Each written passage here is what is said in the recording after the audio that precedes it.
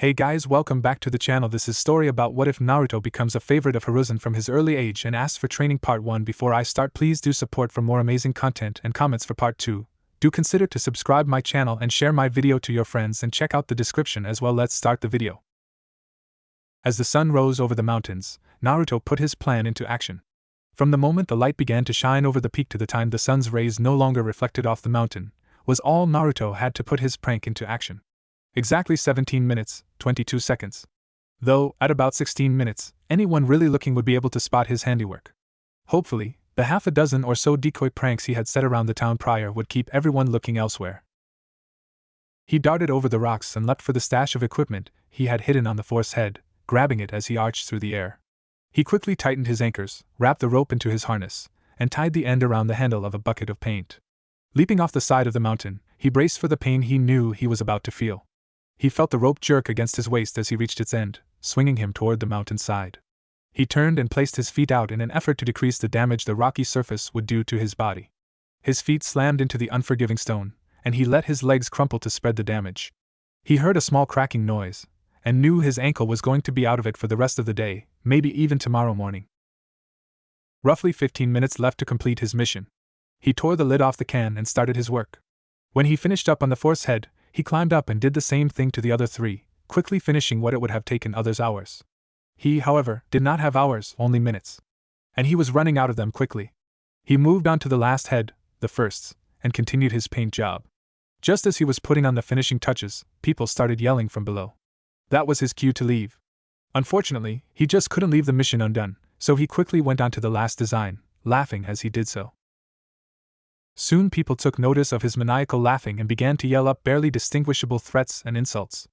Naruto could, of course, not leave without giving at least one response to his critics. "Shut up, you idiots! None of you guys could do something this horrible. But I can. I am incredible!" He yelled haughtily, a triumphant grin spread across his face. And yet another of a series of unfortunate events that seemed to plague Naruto's life occurred.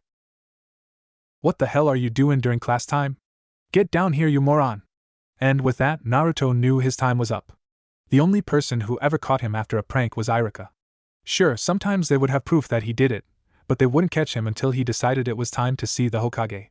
He knew the city too well after years of dodging drunkards. Iruka seemed to always know where he would be hiding out, a task that most Anbu couldn't accomplish with a hand-drawn map. Naruto knew because, once, he had actually left one at the scene of the crime, and the Anbu still couldn't catch him. Still, it was time to get the hell out. Naruto began to climb the rope as several ninja began to run up the mountain face, a few others circling around. Just as he made it to the top, he cut the rope with a rusty kunai, letting the paint bucket drop onto the approaching Anbu. The Anbu, of course, dodged the bucket, but they couldn't do anything about the surprising amount of paint that the bucket carried. Not a single one made it past untarnished, and a few of the more unfortunate ones were hit in the face, paint covering their mask and hair. This had the dual purpose of blocking their sight, and since a haircut would become a necessity, it would give him a clue of just who was in the Anbu Corps. Naruto kept moving and quickly managed to outmaneuver the several Chunin and higher ninja that had made it onto the mountain. It was only after he had just finished masking his trail and misdirecting the chasing ninja in town that he felt a presence hit the ground behind him. Sighing in defeat, Naruto spoke quietly. "Okay, Iruka, you caught me, shall we settle this with the usual?" A trademark smirk formed on Iruka's face. "I think we can both assume I will win, you haven't beaten me yet," the teacher taunted, enjoying his pupil's seemingly ceaseless determination. Naruto turned. "There's a first time for everything, Iruka-sensei." They both took stance. He brought his fist down 3 times in quick succession, revealing an open palm when the dust cleared. Iruka smiled. His index and middle fingers were spread out with the other 3 curled into his palm. "Scissors beats paper, Naruto," the blonde-haired boy grumbled as Iruka let tie him up. "One of these days, Iruka-sensei," Naruto swore. Naruto was sitting on the floor in the middle of the classroom. He put on his stubborn idiot face and waited for Iruka's lecture to commence. He didn't have to wait long, of course. "Tomorrow is the ninja school's graduation exam. You have failed the last 2 times. Even with your early admittance, if you fail this time, you will be behind your peers. Is that what you want? This is no time to be causing trouble, moron." The scarred teacher remorselessly smacked the blonde head. Naruto just scoffed. Yeah. Iruka frowned, unhappy with his pupil's apathy. Time for a review test on the Henji no Jutsu, better known as the transformation jutsu in the field. Everyone line up. Transform into me. Perfectly, he said, staring straight at the boy on the floor. The students stood and lined up and began to transform one by one. Naruto waited his turn as he ignored the insults and blame directed his way. When his name was called and his turn came, he walked up and began the jutsu. There was a surge of chakra that surprised even Iruka, and then a cloud of smoke. From its depths, a provocative and older female version of Naruto emerged. With a giggle and wink, Naruto blew his sensei a kiss. Iruka, inadvertently unleashing the closet pervert buried within, momentarily forgot what had occurred. A dazed look spread across his face. It was at that time Naruto chose to dispel the jutsu. Naruto's laughter filled the room, as Iruka regained control of himself. I call it, sexy no jutsu. Iruka, in a futile bid to regain some dignity, yelled, "You dumb SS. Don't invent stupid skills." As he launched into another lecture, Naruto zoned out, and calling it a day in his head. Naruto scrubbed the monument in a circular motion, erasing the marks of pain he had left from his former prank. Iruka stood watch over him. If he didn't, the boy would escape and wreak havoc on another part of town. I won't let you go home until all of it is clean. And I mean all of it. Iruka threatened the bored boy hanging from the mountainside. Naruto froze at those words before dipping the brush he had been using into the water pail and scrubbing even more profusely than last time. Like I care, it's not like I have anyone to go home to, he replied, bitterness underlining the usually cheerful voice. Iruka paused for a couple moments, thinking over a few things as Naruto continued to work. Naruto. The boy glared at Iruka with piercing blue eyes and spoke angrily. Now what? Iruka paused a moment more. Well, if you clean all this up, I'll buy you some ramen tonight. The man sighed, relenting. Naruto immediately brightened up. Okay. I'll work hard. I will. With that, he pulled a vial out of one of his many jumpsuit pockets, poured it into the water, mixed it in. He began to scrub much faster, the paint almost flying off the mountain's surface. Iruka only smirked and mumbled, "If only you showed this much forethought in class."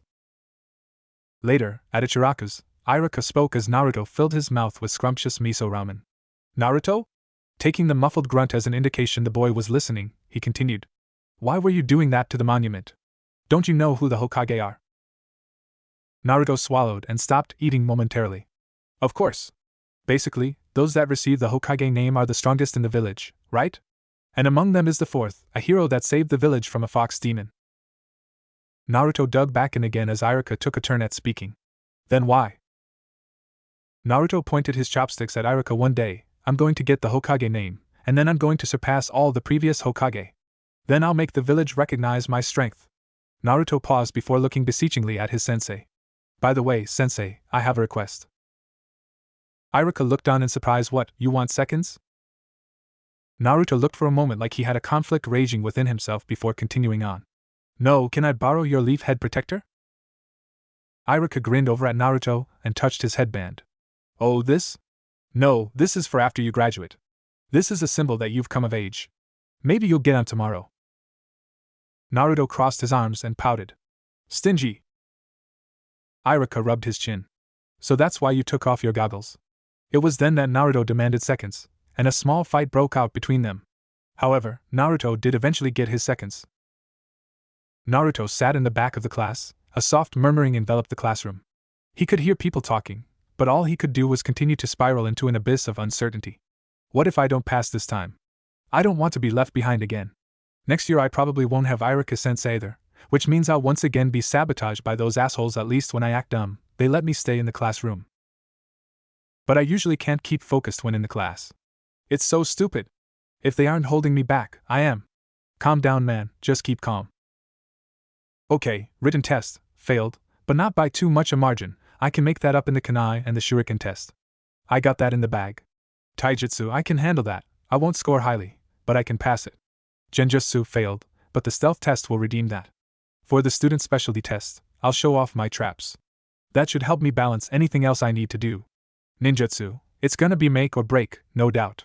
I can handle the replacement jutsu, even past the transformation jutsu, but the clone jutsu will be my biggest obstacle. If I'm right, and I score how I think I will, it's all or nothing on that. I'll still be dead last, but I'll finally be a genin, where hopefully I'll actually be taught something. The written test went just as Naruto planned. If he failed, it was just barely. In the Kanai and Shuriken test, Naruto hit every target they asked of him, even if it wasn't always a killing blow. Taijutsu he kept inside the ring for the requisite 3 minutes, even managing to hold out for an extra one.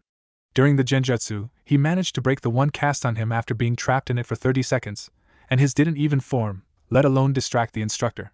Throughout the stealth test, he managed to stay hidden in the target ground for 10 minutes, as well as sneak up on the instructor 3 times. In the student specialty test, he managed to set up 3 traps in the 2 minutes they allotted him. It would have been more if Naruto hadn't gone with quality over quantity. So it all came down to the final test. They all filed back into the classroom as Naruto once again got very nervous.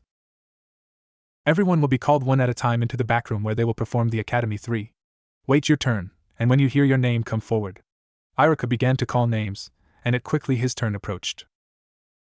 Uzumaki, Naruto. Come forward. Naruto walked into the room and waited for his instructions. Perform the transformation jutsu, followed by the replacement jutsu, and finish up with the clone jutsu. Naruto formed the hand signs and transformed into Iruka. It wasn't perfect, but he was pretty sure he passed it. He replaced himself with one of the chairs in the room, and he knew he passed that one. Please let me get this one. Come on, I got this. Bushin! There was a gust of smoke, and the clone appeared for a second, before exploding in itself in another wisp of smoke. Uzumaki Naruto failed. Naruto felt like he had been crushed. Even Iruka didn't think he had it in him. Iruka-sensei, this is his 3rd time, and he did technically create a clone, we could let him pass. A dim light shone before it was cruelly snuffed out by the next words to pass his sensei's lips. Iruka let out a sigh and spoke. No, Mizuki-sensei. Everyone else was able to divide into 3 clones, Naruto only created 1, and it was useless. I can't let him pass. Naruto glared at Iruka. The feeling of betrayal lurched in his stomach. He quickly walked out of the room. The crowd of people who passed quickly formed outside the school. Naruto walked through them swiftly and went to sit on a nearby swing. It was only a second later when he began to feel the glares of some of the adults in the crowd staring at him. He put his goggles down and, in a gust of wind, disappeared. On his way home, he ran into Mizuki-sensei. Naruto, come here for a second. Naruto walked over and answered the lean, white-haired man. Yes, Mizuki-sensei? Mizuki began walking. Follow me. I have something important to tell you. Naruto sat on the balcony outside of a house beside Mizuki, as the odd man explained things that the blonde-haired boy was not sure he should know. Iruka-sensei became a serious person when his parents were killed while he was young. He had to do everything himself. Naruto scrunched up his face as he took the words into consideration. But why does he only pick on me? Mizuki spoke softly. He probably sees himself in you. He probably thinks that he wants you to become strong the right way. He wants you to earn what you want, without people just giving things to you. Try to understand Iruka's feelings, since you also have no parents. Naruto looked down onto the people passing by. But I still wish I had graduated. Mizuki smiled. Well then, I'll tell you a special secret. I have been authorized to give you the practical test. You are given a basic mission, and you must complete it in the next 3 days.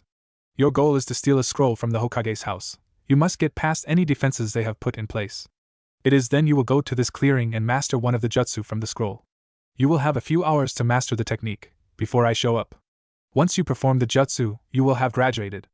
Understand, pass or fail, you will have to hand that scroll over to me once I come. Are you willing to accept this test?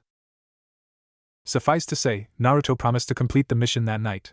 He outlined his plan, infiltrated the location, had a skirmish with the Hokage, which Jiji let him win, of course, got the scroll and got out. He could taste victory. All he had to do was get there, master the jutsu, and wait for Mizuki. Naruto breathed in heavily, barely able to stand. His limbs were sore and he was exhausted, but he had done it. He had mastered a jutsu from the scroll. Just in time too, if he judged the sound of the footsteps correctly. Someone was getting closer. I've found you! Iruka waited a second before speaking once more. Hey, he was cut off by Naruto's loud voice. Oh! I found the closet pervert! Naruto exclaimed joyfully. Enraged, Iruka responded angrily. Idiot! I found you! After a few moments, when they had both calmed down, Naruto started to speak. You found me. He sighed. I only learned one, but that's all I needed. Iruka blinked in surprise. You're all beaten up. What were you doing? He asked, confusion and concern evident in his voice. Naruto was beaming. I had to complete the practical test, of course. So I mastered a jutsu from this scroll Mizuki-sensei told me about. He said if I performed one for him, I'd graduate. As smart and talented as young sensei was, he was unable to place all the puzzle pieces together in time to save both him and Naruto. The sound of kunai split the air. The choice was obvious. He pushed Naruto out of the way. Kunai after kunai hit him, he blocked what he could, and a few missed, but 6 kunai still connected with their target, lodging themselves in the teacher. Nice job finding him. Mizuki smirked, a mocking tone obvious in his voice.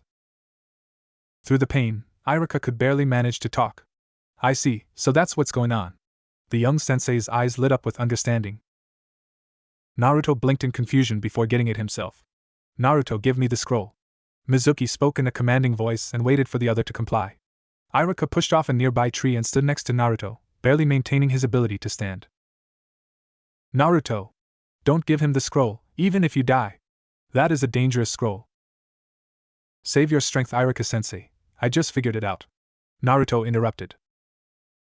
Mizuki grinned. Is that so? Then I guess I'll tell you the truth. Iruka's complexion grew paler than his injuries should have accounted for. No, don't! He yelled out, desperate to stop the other from revealing a secret that could destroy all that had been sacrificed.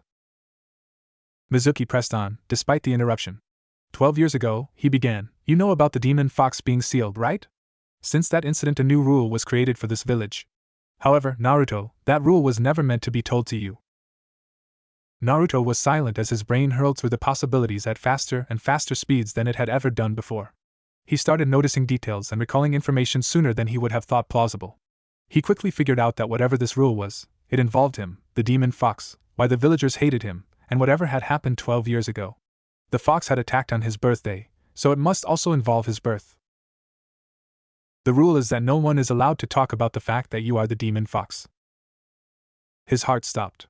It all made sense, the hatred, the infrequent attempts on his life, the reason he couldn't go outside on his birthday, everything in his life suddenly made sense. But if I was the demon fox, I wouldn't want to earn their respect, I'd want to kill them all. I'd have the power to kill them all. I wouldn't have to struggle every day to survive. Mizuki continued his tirade, aware of the emotions that easily played across the young blonde's face. You are the demon fox that killed Iruka's parents and attacked the village. Iruka yelled for Mizuki to stop, but he just went on. You were sealed by the Hokage you admire, and you have been lied to by everyone. Iruka continued to shout for Mizuki to stop as he watched every word hit Naruto like an assault on his very being. Didn't you find it odd how everyone hated you? Iruka is the same. He actually hates you. And with that, Naruto snapped as he felt a power well inside of him. Nobody will ever accept you. That scroll was used to seal you. A windmill shuriken flew out of Mizuki's hand. Naruto noticed the speed and trajectory of the shuriken. It would hit his face unless he did something, unless he moved. But did he even want to dodge it? Iruka moved in front of him, ready to take the hit. Naruto jumped, pushing down on Iruka's shoulders as he easily executed a handspring, smoothly flipping over his sensei. The shuriken passed over Iruka, too closely for his preference, and only just underneath Naruto. As he completed his landing, he continued to run forward as fast as he could. Just as he hit maximum speed, he leaped at Mizuki. Mizuki stood where he was, assuming Naruto wouldn't actually make the height needed to attack him. He was correct in a way. Naruto pulled out 2 kunai, and just as he sailed underneath the tree limb, plunged them into the tree. He used the momentum to slingshot himself around the tree limb, his feet colliding into Mizuki's back. They both fell towards the ground, each moving their bodies so they would land feet first. Suddenly, they sprung towards each other. Naruto began to block and counter-attack perfectly. He could see Mizuki's moves almost before they happened, and everything he had ever read or seen done came to him clearly now. He was able to use this knowledge to block and counter against the enemy. It wasn't enough though, he just didn't have the strength or the speed to keep up, no matter how fast his brain was moving. You have gotten strong, Naruto, but even if there were 100 of you, you still couldn't beat me. Naruto broke their contact, jumping away from Mizuki. He began to form hand movements rapidly. Yeah? How about 1,000 of me? He shouted, finishing the jutsu. Smoke filled the area between and around the trees, and suddenly, there were hundreds of blonde-haired, blue-eyed, and particularly annoying clones. Though his newly developed skill told him he had overshot by a few dozen, Naruto was at least still able to continue. Mizuki paled and went still. What's the matter? One too many of me. Well, I guess I'd better start things off. Mizuki would not be feeling too well when he woke up inside his cell in a few weeks. Hey Naruto, come here and close your eyes for a bit. Normally that would be Naruto's cue to start running, but since Iruka had tried to shield him from death, the least Naruto could do was humor him, if only this once. A soft weight settled itself onto Naruto's head. Sensei, may I open my eyes now? He heard a soft chuckle. Yes, Naruto, you can open your eyes now. Congratulations, you are an official genin. Naruto was too stunned to respond. To celebrate this, I'll take you out. We can go for ramen. Naruto tackled the still injured Iruka, happy to have finally graduated. Naruto sat in the Hokage's office as the man stared deeply at him.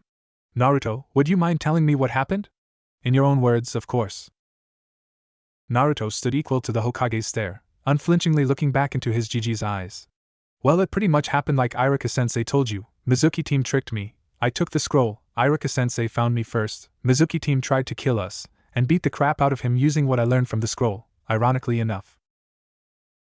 The Hokage hesitated for a moment. I'm more concerned with how you were able to keep up with the Chunnin's every move for a while.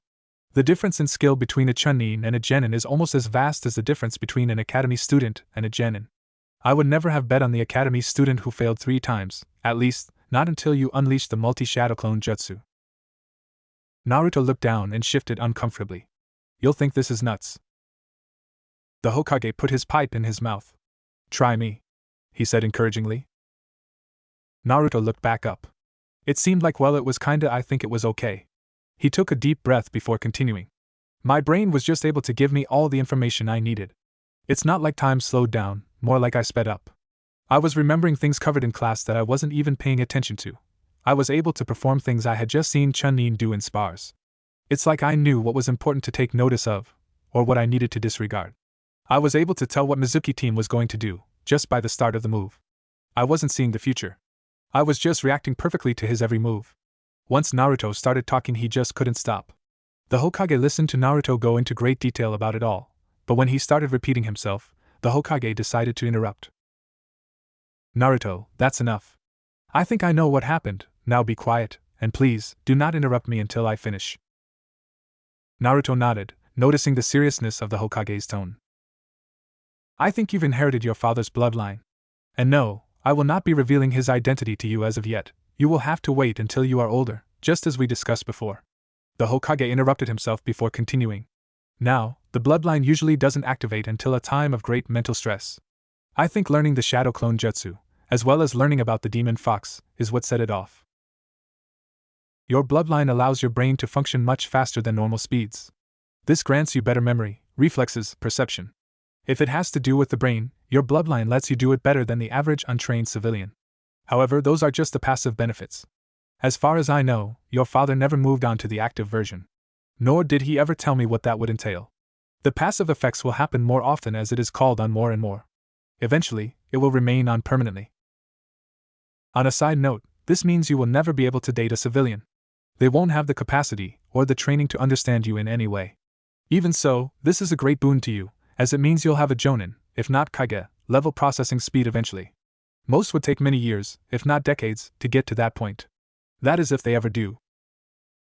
Naruto sat stunned. Such a deluge of information, and what could he say?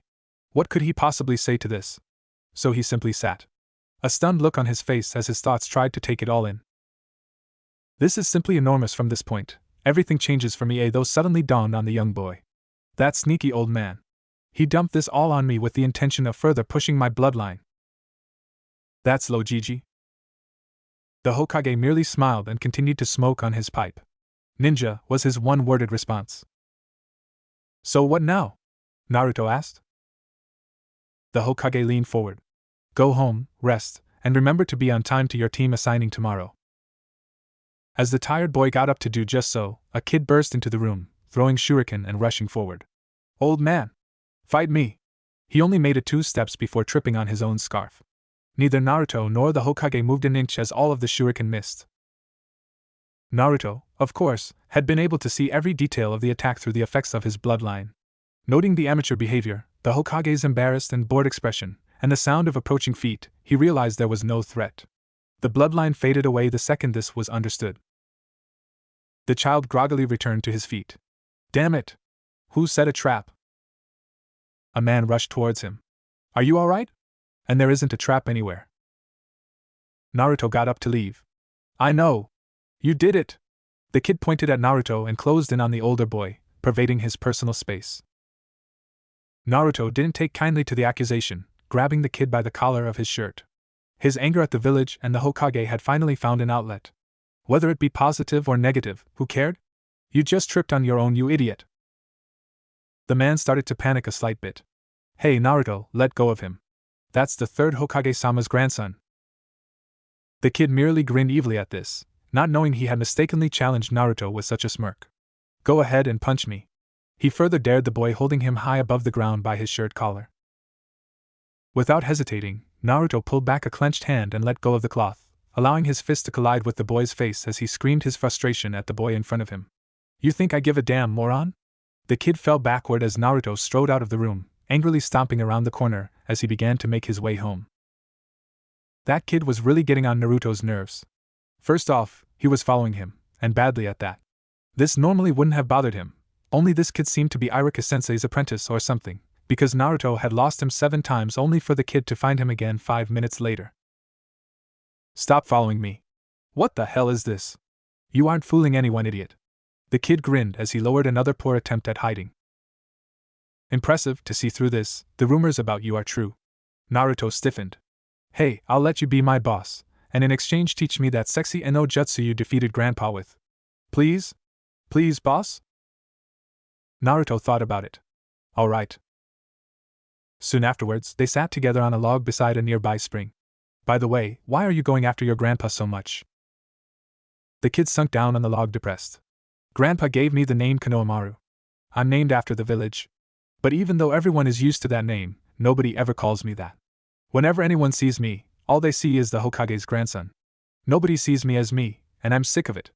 That's why I want the Hokage name now. Naruto dwelled on that thought for a few seconds before speaking. Idiot! Who would acknowledge a punk like you? The Hokage name isn't so easy that a brat could take it. It's not that easy, moron. Hokage, Hokage. If you want it so much, then kick my ass first. Konohamaru's response was cut off by a sudden arrival. Aha! I have found you. Needless to say, Naruto was not too happy by his arrival. Now, young master, let's go home. He slowly walked over, but Konohamaru had enough. No, I'm going to defeat Grandpa and get the Hokage name right now. Don't get in my way. The man continued to walk forward, slightly angry now. A Hokage must be well versed in all aspects of being a ninja and a leader. You must know over 1,000 skills, when and how to use them. And then finally he never got a chance to finish as Konohamaru summoned a burst of chakra, and transformed into a strikingly voluptuous woman. What a vulgar low-class skill! Such a jutsu will never work against me. Young master, if you hang out with the likes of him, you'll just turn stupid. Just do what I say. I am your easiest shortcut to becoming Hokage. Now let's go home. Naruto had had enough. With the jutsu he had mastered prior, he used the chakra within his body to form a swarm of clones and surrounded the man. The older man's scoff and retort were ignored by the blonde child. He simply moved closer and began his second jutsu, and in a move that would have defeated any living male, turned every clone and himself into a harem of women who all promptly began to rub themselves against him and each other, calling out very suggestive things to him. As the man turned into a puddle of blubbering idiot, one of the clone women hit him over the back of the head with a kunai, knocking him unconsciousness. The clones were then dispelled, disappearing in a small cloud of smoke. Damn it! I couldn't even defeat my tutor! I really want a name that people will acknowledge. Why? The youngest cried, anger and sadness overflowing in his voice. Naruto slapped the back of his head. It's not that easy, dummy. This is the Hokage name, the name of the greatest ninja in the village. With so many bad things happening, I was often lost. Naruto said in a comforting voice. I finally found someone that would accept me. That, by itself, was incredibly difficult. You better prepare yourself, if you want an incredible name like Hokage, that everyone will acknowledge. There aren't gonna be any shortcuts. Konohamaru turned away from Naruto. You're right, but that means we're both rushing toward the same goal, doesn't it? From now on we're rivals.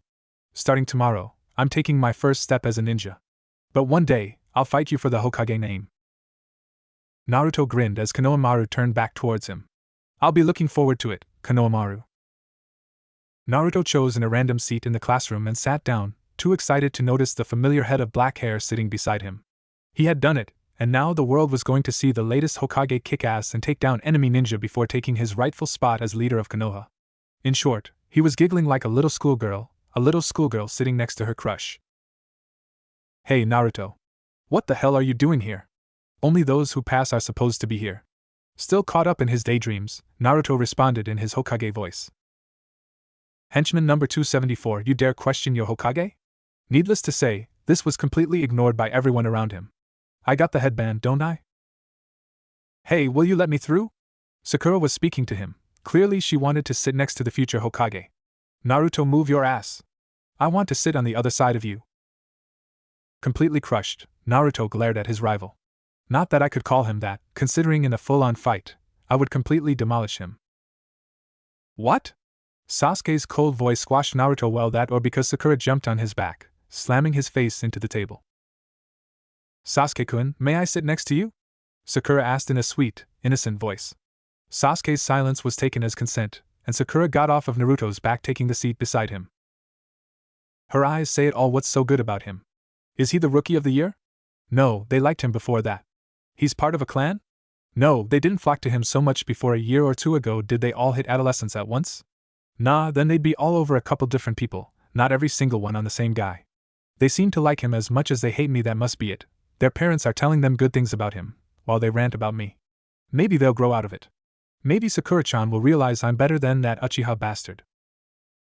It was this thought prompted Naruto to get in Sasuke's face and glared at him, engaging in a battle of wills. Who would look away first? Wow, really? The kid behind Naruto knocked his head back in wonder, knocking Naruto forward. Naruto's brain went into overdrive as he realized just what this would do considering his close proximity to Sasuke. He was already leaning on his toes with no way to stop himself. Calculating trajectory and force, he pushed himself off the table as he leaned his head down. The top of his head collided with Sasuke's face, causing the duck head a nosebleed, but saving them from a potentially horribly embarrassing situation. His feet continued their arc, and he landed, standing on the table behind Sasuke and rubbing his head. Naruto! You bastard, I'll kill you! Sasuke tried to stop the flow of blood as Naruto felt a great number of stares overflowing with killing intent filling the room. It was an accident. I swear! The malignant stares continued to increase. Naruto, you're annoying! Sakura proclaimed, as she leaped up to beat him down. Although normally, Naruto would have just taken the beating from his Sakura-chan, as it was the closest he ever got to attention. Attention, in his mind, equaled love, and he had seen couples in the street argue, even though he knew they still loved each other. But not this time. His bloodline activated as the stress of the hateful stares grew too much. Sakura threw a right cross. Naruto calculated the force such a punch had had in the past, with everything he had ever read, and decided, in the end, it just wasn't worth it to take this beating. After all, it would just put him in a bad spot when he met his team and sensei. He sidestepped the blow and watched it go by. As she swung around, with her left fist aimed at his stomach and her right arm locked in an arm swing, he simply ducked under both and let her body follow through the swing. Taking a step forward put him on the left side of her body, another step, and then one to the left put him back to back with her as she tried to swing around to attack. That continued for a few moments. Naruto was simply too close for her to get a good angle on. For every step she took to get into a good angle, he took one that would negate the strike. This made her own shifting momentum unbalance her. She started to fall off the table, a small sound of fear escaping her throat. Naruto caught her, wrapping an arm around her waist as one hand prevented any damage from resulting from what the stop in momentum would do to her neck. This of course put them in a very romantic-looking embrace. He looked away from her, still holding her in his arms. He took stock of the room and noticed that out of everyone in the room, there were only 3 people who looked upset by this turn of events. It wasn't any of the fangirls, as they had long since turned their attention back to Sasuke. It wasn't any of the guys, as most had stopped watching the second it was clear the fight was over. Thanks to his bloodline recalling everything he knew about reading a person's mind through body posture and facial expression, not to mention simple psychology, he figured out quickly what everyone was upset about. He was upset because he had almost hurt the closest thing he had to love. Yes, he loved Sakura, the girl, who only took the time out of her day to beat him up for doing something stupid, was pathetic. But she was still one of the very few people who took time out of their day to pay attention to anything he did. That put her very high up in his list of precious people. Sakura was upset because she felt embarrassed about how easily Naruto had handled her. She was also a little impressed, and dare he say it, turned on, by how easily he handled her. His close proximity didn't help her blush either. Still, anger became the overwhelming emotion in her mind. She would act on such impulse by sucker punching him in the chest. Naruto would never allow harm to come to any of his precious people, so he, of course, made sure to fall backward, allowing his own momentum to pull Sakura back into a stable position as he fell off the table. The third expression, he only observed only on the way down, just as his bloodline faded away. He saw a few hints of envy, rage, hurt, and concern, all at once on her facial expression, while her body posture revealed no confidence, and even a fear of being hit, someone who had almost given up. But her posture didn't look broken yet, just withdrawn. But the psychology part of that analysis never came, because even as fast as his mind was going, he was too devoted to her and distracted by what had taken place to notice the positioning of tables and floor. The speed and angle of his own momentum and body spread meant that his head was going to have a very unfortunate accident with the edge of another table. Very luckily for him, he was falling in just the right way to prevent any permanent damage, while the demon fox would fix the concussion and force him to regain consciousness in a number of moments. Unluckily for him, it wouldn't put the headache very high on its list of things to fix. With one final thought of Hinata, he welcomed the darkness. Naruto's return to the world was quite quick. He was only out for about 20 seconds from what he could judge.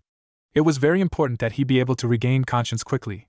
Who knew what would have happened in the time he was out? Anyone could do something. Naruto had gained that ability after many years of being knocked into unconsciousness by many accidents as it was. He was back up and running just as Iruka-sensei walked into the room. He quickly sat his seat and took stock of his surroundings. He noticed some blood on the edge of the table, as well as a sticky, wet sensation in his hair. He could feel the bleeding slow though and begin to clot.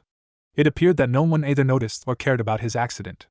Though Hinata had left her seat running for something, she seemed to hesitate, come to a stop and then turn around and head back to her chair. That was strange. As he continued to think about what that was about, he realized he missed Iruka-sensei's speech and just barely noticed his name being called. Uzumaki Naruto and Uchiha Sasuke.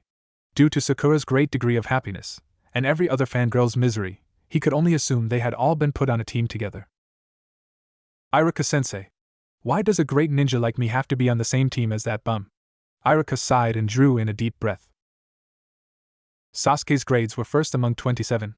Naruto, you were the worst. We have to do this to balance the teams, understand?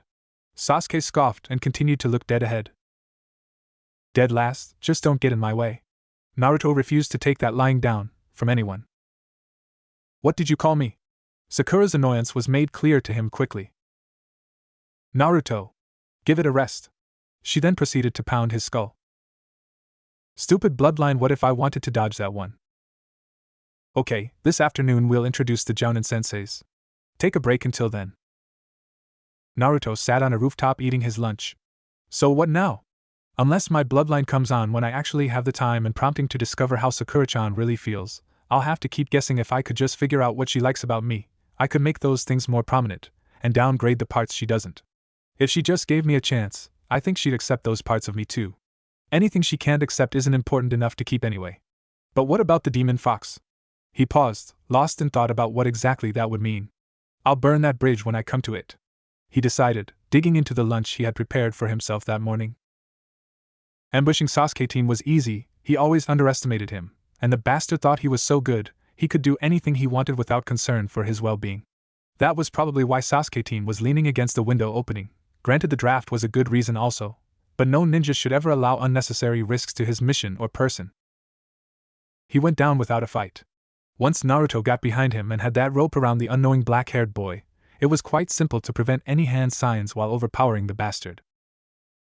Naruto leaned against a tree staring at his Sakura-chan, the warmth in his eyes plain for all to see. Most people who saw that kind of warmth would have been surprised, because he was currently disguised as the Uchiha heir. Sakura-chan finally looked up, and then blushed. Naruto took that as his cue to approach. You sure have a charmingly large forehead. Makes me want to kiss it. Her stunned look made Naruto melt. He let out an uncomfortable laugh. That sounds like something Naruto would say, he said, looking away before he could gather enough courage to ask his next question. Sakura, there's something I want to ask you. What do you think of Naruto? Sakura looked down and pondered before speaking. He's always getting in the way of my love. He enjoys seeing me struggle. Naruto doesn't understand a thing about me. He's just annoying. All I want is for you to acknowledge me. I'm serious. I would do anything because I like you. She leaned forward to kiss him, as the stress of the situation got to Naruto, causing yet again his bloodline to take over. I think I finally understand why I love her. But I don't think she'll ever understand me. She's way too twisted by her parents. At this point, all my attempts to make her see me would only push her further away. My only chance is to let her go, and perhaps hope she finds happiness one way or another, but just this once I'll choose to be selfish, and take her first kiss. He wished he could have called their first kiss magical, and in a way it was. What got in the way was she thought she was kissing another person. That bittersweet feeling would forever taint the memory for Naruto. They finished their kiss as Naruto pulled away first. Sakura, I'm sorry, I'm just not ready for this kind of thing. I want you to pretend this never happened, even when we're alone. Maybe someday, I'll be ready to try this again, but for now it's just not possible, understand? Naruto felt crushed as he covered his tracks, and prevented Sakura from getting crushed by Sasuke. In the meantime, get stronger, become the woman who can stand by my side. Sakura's mood nosedived. I understand, Sasuke, and I will become that woman, I promise. Naruto walked away, not breaking character. Just as he turned the corner, he ran into Sasuke's team. What are you doing here? Sasuke let out a triumphant smirk. Ninja can untie ropes. Remember that dead last. Sasuke treated Naruto to another sucker punch, the second that day, before walking away. Must have been part of the classes I was always kicked out of. That might also explain a few of the damaged sections in my textbook, or why on some days I was called to the principal's office before I did anything. Of course they wouldn't want me to learn that skill. That's the first thing I'll ask my sensei about, untying ropes. The dough dispersed in a jumble as Naruto's head, once again, made contact with the floor. Naruto paced up and down the front of the classroom waiting for their new sensei to arrive. Having had to wait 2 hours had already set him on edge, and it was a bit of an old habit to not stay in one place for too long. At least in the academy they were always switching between classrooms and the training grounds and constantly on the move. That was so on the days he attended anyway. This location was too open, had no safeguards, and he had already been stuck there for 2 hours. It was really making him lose his restraint. Naruto, stay still. It appeared that his pacing was getting to her. Why is the sensei of our team so damn late? All the other teams have gone off with their teachers, even Irika-sensei has left. It was then that an idea struck the young troublemaker. On one hand, he could get revenge against his teacher, and on the other hand he could test his sensei's skills, so Naruto went ahead and ignored the possible ramifications a prank on his sensei could have for his well-being. Hey Naruto, what are you doing? Naruto had started the setup of his trap. He had at first settled for the old eraser and the sliding door trap. But it had too many chances to fail. The teacher would have to open the door just right while sticking his head in. It just wasn't foolproof enough. So then he settled on a water balloon launcher with a simple trip-wire system. But it just didn't seem like enough, so he added in multiple angles of attack. The next person to open the door would have to dodge the numerous and well-thought-out trap. But this guy was a jounin, right? So he would be used to dodging multiple projectiles like it was nothing. Maybe if he took them out of his line of sight it would be more effective. So he hung the launchers from the roof. Finally, just for added effectiveness, he sat himself a few feet away from the door, so as to set himself up as a momentary distraction. That's what you get for being late. Sakura was both impressed and a bit disturbed by how effective a simple prank trap had suddenly become. But even then, she wouldn't take the fall for Naruto. Geez, I'm not involved.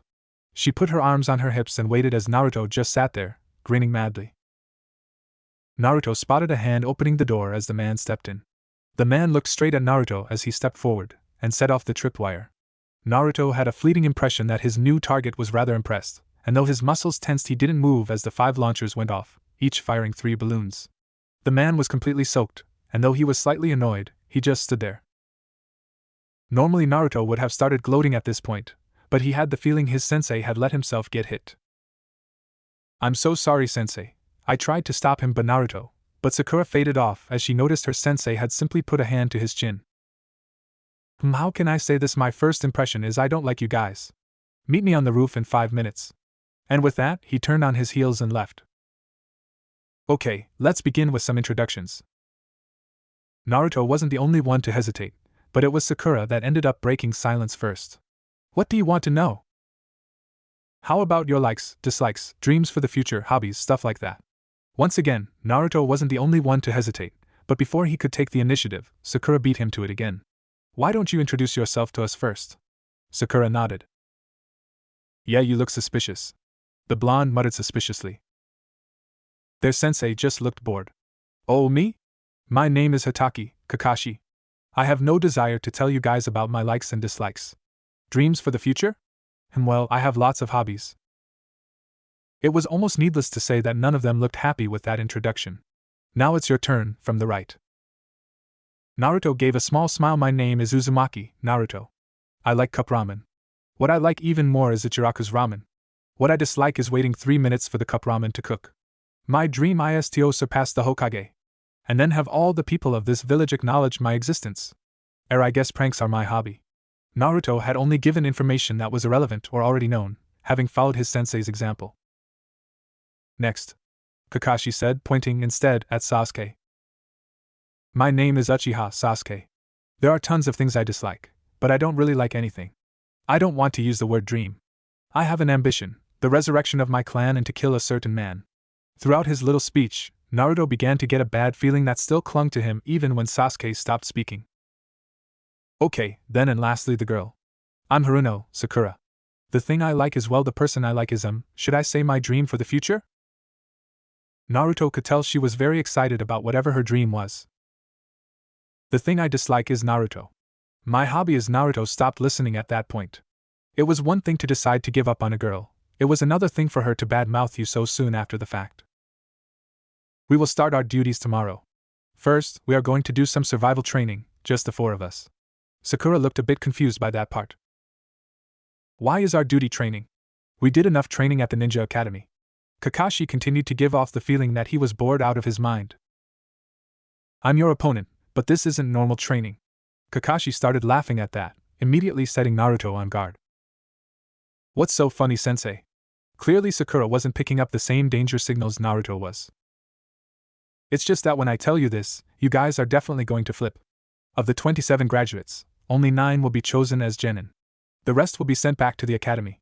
This training is a super difficult exam with a failure rate of over 66%. Naruto began to freak out. He hadn't even passed the actual exam. I told you you'd flip. Anyway, tomorrow you'll be graded on the training field. Bring all your shinobi tools. Oh, and skip breakfast, you'll throw up. Naruto trembled as he continued to think about all this. I can't fail here. I'll have to kick Kakashi-sensei's ass and have him recognize my true strength. That's the only way. The details can be read on this printout. Don't be late. He handed them 2 printouts before leaving. Naruto scanned his before handing it over to Sakura before getting up and leaving. His strategy session began now. Naruto paced around his apartment deep in thought. What do I know about Kakashi-sensei? He was late meeting us, and when he was hit by my prank he was momentarily surprised. But he seemed ready to move almost instantly. Even though he definitely saw and reacted to the prank faster than I expected, he didn't make a move or even the beginning of one. So he definitely chose to allow himself to get hit. I have no idea why though.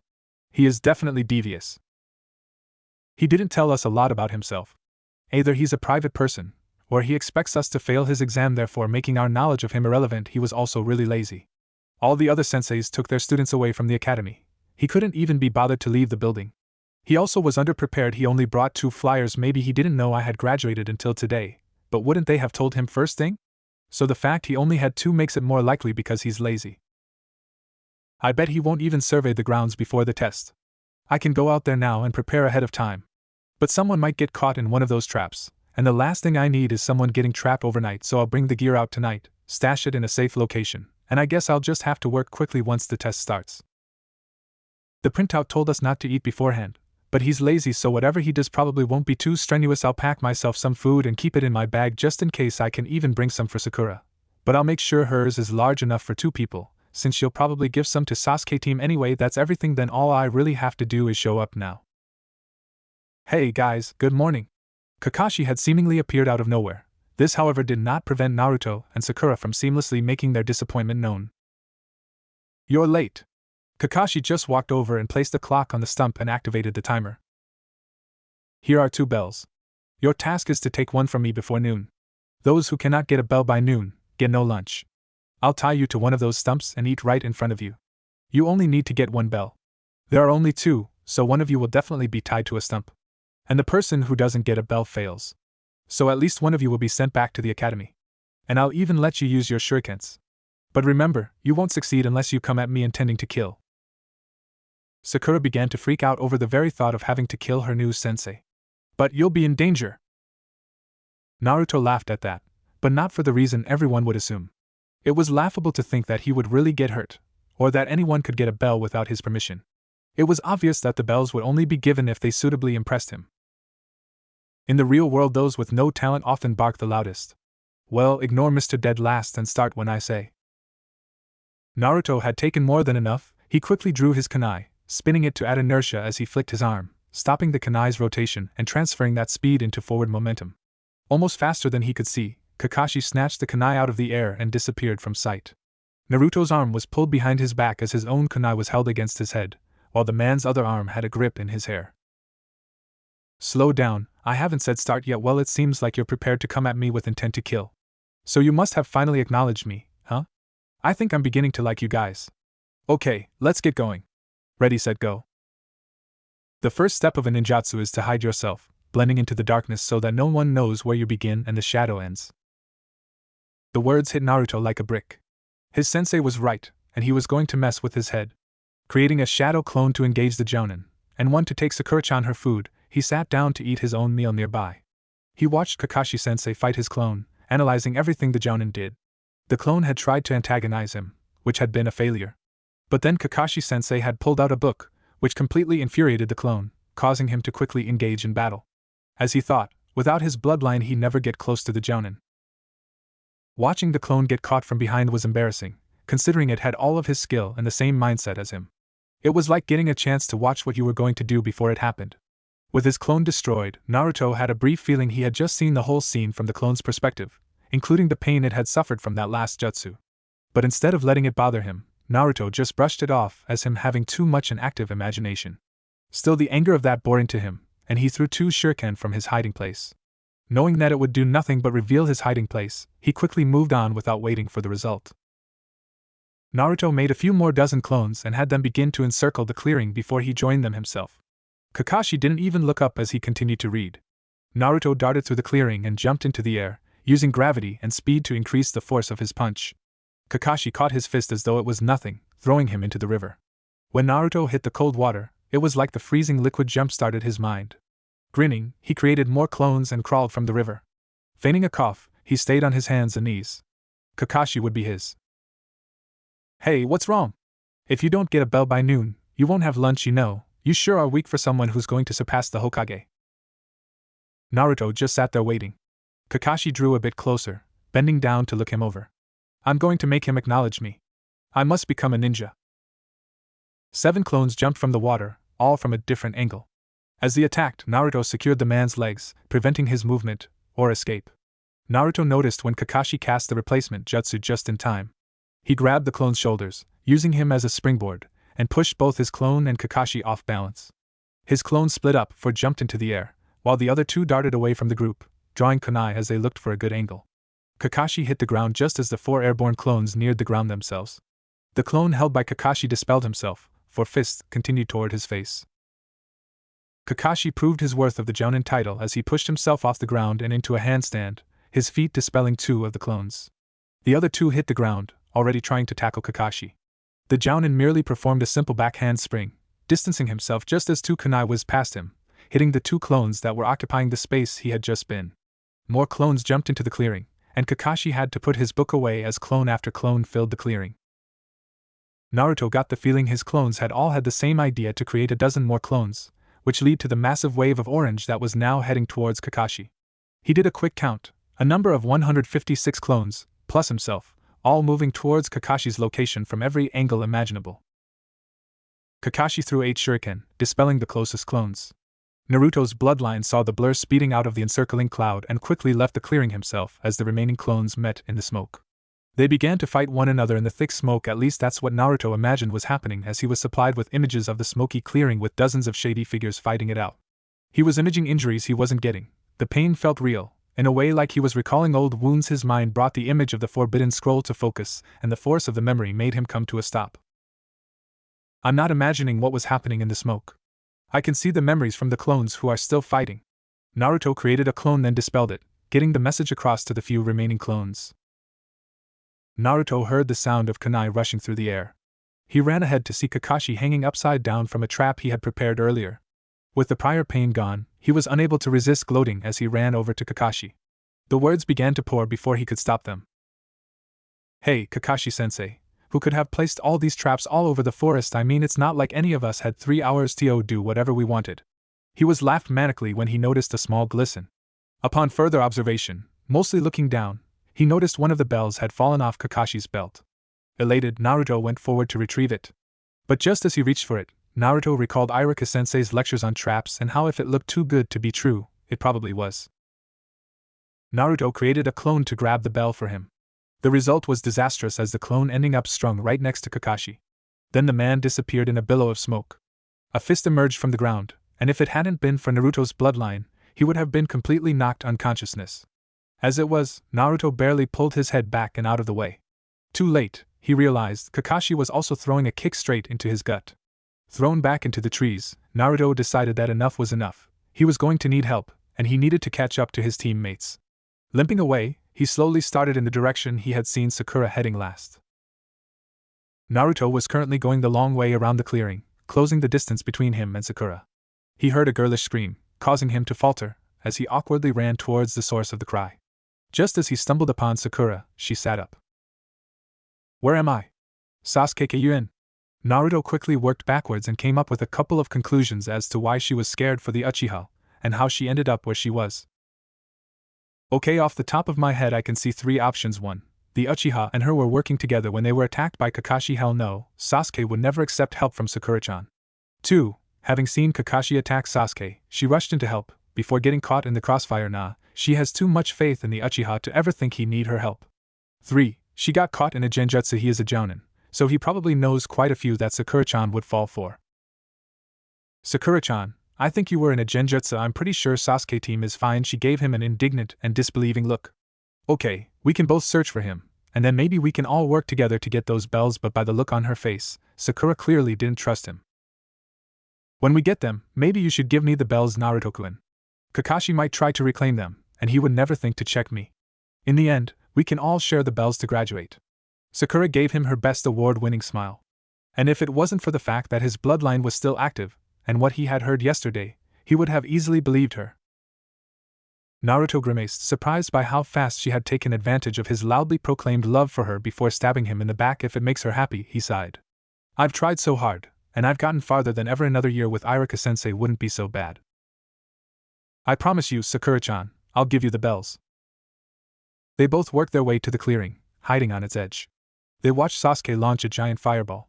When the flames died down, Sasuke could be seen buried up to the neck in the ground. Kakashi turned northward before rushing off in that direction. Hurrying into the clearing, Naruto created a few clones to start digging the black-haired boy out.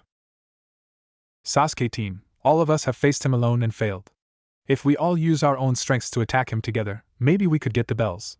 He suddenly felt much slower, and his leg flared up in pain. He must have stayed still too long, and his bloodline was gone. Sakura-chan, Iruka-sensei said you had the best written scores. Maybe you should make the tactical plan. We only have 10 minutes. Let's do this. Naruto charged toward Kakashi's last known location with the other 2 following him. He didn't have to look for too long as a kunai barreled out of the trees, hitting his non-injured leg.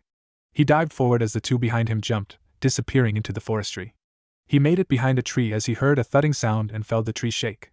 His mind immediately jumped forward, going straight into equations as he figured out Kakashi's general location.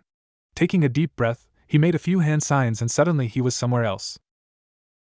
Ignoring the pain in his legs, he darted toward Kakashi, determined to succeed no matter what. He dived under a kunai, rolling into a running start before throwing his own kunai and jumping towards a nearby tree. Kicking off its trunk, he managed to find cover and advance closer to Kakashi. Creating 2 more shadow clones, he used them to throw him onto a higher tree branch. All 3 rushed forward. The clones on the ground lasted a few seconds more before one was hit with a kunai and the other with a punch to the face. Naruto dropped from the trees. He didn't notice the kunai in time to avoid it, and fell onto the weapon. He felt himself almost black out. Holding himself together, he grabbed Kakashi's arm, as the other 2 finally showed up, grabbing his legs. Kakashi's eyes opened in horror as he focused on where his kunai had plunged into the blonde's chest. Naruto grinned weakly before Sakura and Sasuke dispelled their jutsus, showing themselves to be clones. The real Sasuke rushed out from behind some trees and went for the bells as the real Sakura did the same. Kakashi didn't even notice, still focused on what he had just done. Naruto spasmed, grinning one last time when he noticed that they had gotten the bells. He let the dark take him as he let out his final breath. Naruto awoke to find Kakashi standing over him. Attempting to draw a kwani and gain some distance from Kakashi, he rolled sideways, coming into a defensive stance. Unfortunately, this only further aggravated his ankle. After the last week of abuse, his ankle had suffered, his leg just couldn't handle it. His leg gave out underneath him, and he hit the ground hard. Naruto, come with me, you need to go to the hospital. Naruto merely scowled and tried to get up again. Stop, you're only doing more damage to yourself, the test is over. We need to get you off that ankle and to a medic ninja. Naruto merely gritted his teeth, and continued his attempts. Kakashi walked over to the stubborn blonde, and without another word scooped him up like a child, and carried him back to the hero's memorial. Fine, we'll go back to Plan A. Since you were the only one not to get a bell, you will be tied to the log and forced to watch as your teammates eat. We can talk about the results then. Naruto didn't resist as he was tied to the log. He did, however, glare at Kakashi the entire time. Sasuke and Sakura calmly ate their lunch while watching Naruto. Both had smirks of accomplishment, as the bells wrapped around their wrists jingled with their movements. Well, there is no need for you guys to go back to the academy. Naruto simply waited, not believing what he was hearing. All three of you should be dropped from the program. Stunned silence and angry glares were all aimed at Kakashi. All of you are just punks who don't deserve to be ninjas. Sasuke tried to attack Kakashi, but in a move that was too fast for anyone to see, Kakashi was sitting on top of Sasuke, pinning him down effortlessly. That's why you're a punk. Sakura had tears in her eyes as she berated Kakashi. Don't sit on Sasuke Kyuin. Kakashi glared at them. Sasuke, your arrogant and uncaring methods will not get you anywhere but far. In fact, it will only lead you and your fellow Leaf Ninja to an early grave. You only allowed them to help you once it was clear you were going to get something for your effort. And then you only gave what was necessary for the plan to work. If it hadn't been for Naruto, you would never have gotten a bell, and yet even when I, a trained jounin, failed to see that Naruto was a clone, you ignored his fatal injuries, and instead continued toward your own objectives. Your selfishness and arrogance is only going to get you and comrades dead in the next year if you don't change. Sakura, you were useless throughout the entirety of the test. You only went up against me when I sought you out directly, and you fell for one of the lowest genjutsus in my arsenal, even though you should have had the easiest time dispelling it. You only looked for Naruto once you were sure you and Sasuke had finished what you had set out to do, and by then, it was too late. Naruto's clone was dead. You both had your bells and let Naruto die for the two of you to become genin. And what if he wasn't fatally injured, just incapacitated? Would you leave him behind to finish the mission? As for you, Naruto, you left yourself in such a state that you couldn't have even defended yourself against the squirrel. If I wasn't an accomplished tracker, you could have been out there for several more hours, and the blood on your clothes could have attracted the wolves, bears, and mountain lions that reside out here in the woods. You might have died before anyone found you. Look at the numerous names carved on this stone. These are the ninja who are recognized as heroes of the village. They all would have been ashamed that brats like you would have even tried to be ninja. I'll give you all one last chance, and only because you at least showed you were able to work together to retrieve the bells. I won't be taking it easy on you guys this time. Eat up. You'll need your energy. Because Naruto didn't get a bell, he can't eat. Anyone who tries to feed him will immediately fail. I am the rules here, got it? Naruto didn't even ask. He just closed his eyes and rested his head against the tree. Even when his stomach growled, he tried to ignore it. He would eat after the challenge was over. Naruto, here. The blonde looked down to see Sasuke handing him his food. You'll need to pull out all the stops if we're going to get that bell. Sakura glanced at Sasuke before handing her food over as well. Naruto couldn't understand why they were doing it, but a happy feeling spread through his body right before a ki the size of the Hokage mountain hit each of them. Kakashi appeared in a flash of smoke, his anger clearly shown in his eyes. You all pass. They all just sat there, looking at him blankly. Sakura recovered first. Pass? But why? Kakashi simply chuckled. You guys are the first. Everyone else would just do whatever I told them. They were all just morons. A ninja must see beneath the underneath. Those who break the rules and the codes of the ninja world are called trash, but you know what? Those who don't take care of their comrades are lower than trash. Naruto couldn't help but feel inspired. He would take those words to heart and never let them go. Well, that ends this training. All of you pass. Right, starting tomorrow Team 7 will begin its duties. He promptly turned and left as Sakura and Sasuke trailed behind him. Naruto worked the ropes, gradually drawing his hands closer and closer together, until he could form the hand signs of his favorite jutsu. The clones he created freed him, and he dispelled them before heading off to Ikaraku's with the good news. Naruto walked out onto the training grounds and looked around. He noticed he was the first to arrive. He waited a few minutes before starting to stretch and prepare for the day's training. Just as he finished, he saw Sasuke arrived, followed only shortly by Sakura. They just sat down, or leaned in Sasuke's case, while they waited for Kakashi to arrive. The blonde continued warming up by going for a short run around the training field. Feeling rather good and refreshed from the run, he went ahead and did 4 more laps. Coming to a stop in front of his teammates, he noticed once more a distinct lack of his sensei. Faced with the choice of either training himself, or wasting his time, he chose to train. He started with physical training and soon lost himself in the varying exercises. He always pushed himself, trying to get just 1 more rep, 1 more pound of weight, or 5 more seconds than what he did previously. He hadn't failed to do so since he first started. It wasn't always easy, but he did it, and that was what counted to him. Kakashi had arrived some time later while he was training, and he became aware of this when a kunai went flying past his head. "Naruto, it's time for the real training. Get over here." Naruto stopped what he was doing and walked over to Kakashi, noticing the distinct lack of Sasuke and Sakura. "Today we are doing some individual training. Fixing weaknesses and gaining strength. Out of the 3 of you, you are the one who most needs to fix his weaknesses. Your fighting style is ugly and useless pre-bloodline. You have piss poor chakra control and absolutely no ability to use any genjutsu and barely any ability to detect it. Your ninjutsu knowledge is basic, if that, with the exception of the shadow clone jutsu. Your strengths are your endurance, physical strength, speed, cunning, stealth, traps, and a die-hard never-give-up attitude. These strengths are good, but with your weaknesses it might as well be a candle against a typhoon. You might last a few seconds if you're lucky, but eventually you will be snuffed out." Naruto was not happy with this judgment, but seeing as it was more or less accurate, he kept his mouth closed and his comments to himself. "We don't have the time to make you decent. It would take months that we don't have.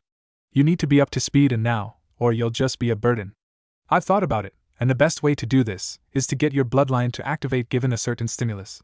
So I've called in a few favors, and seeing as I don't really want to get in the middle of this," Kakashi puffed away in a cloud of smoke, exposing that he had, in fact, been a shadow clone the whole time.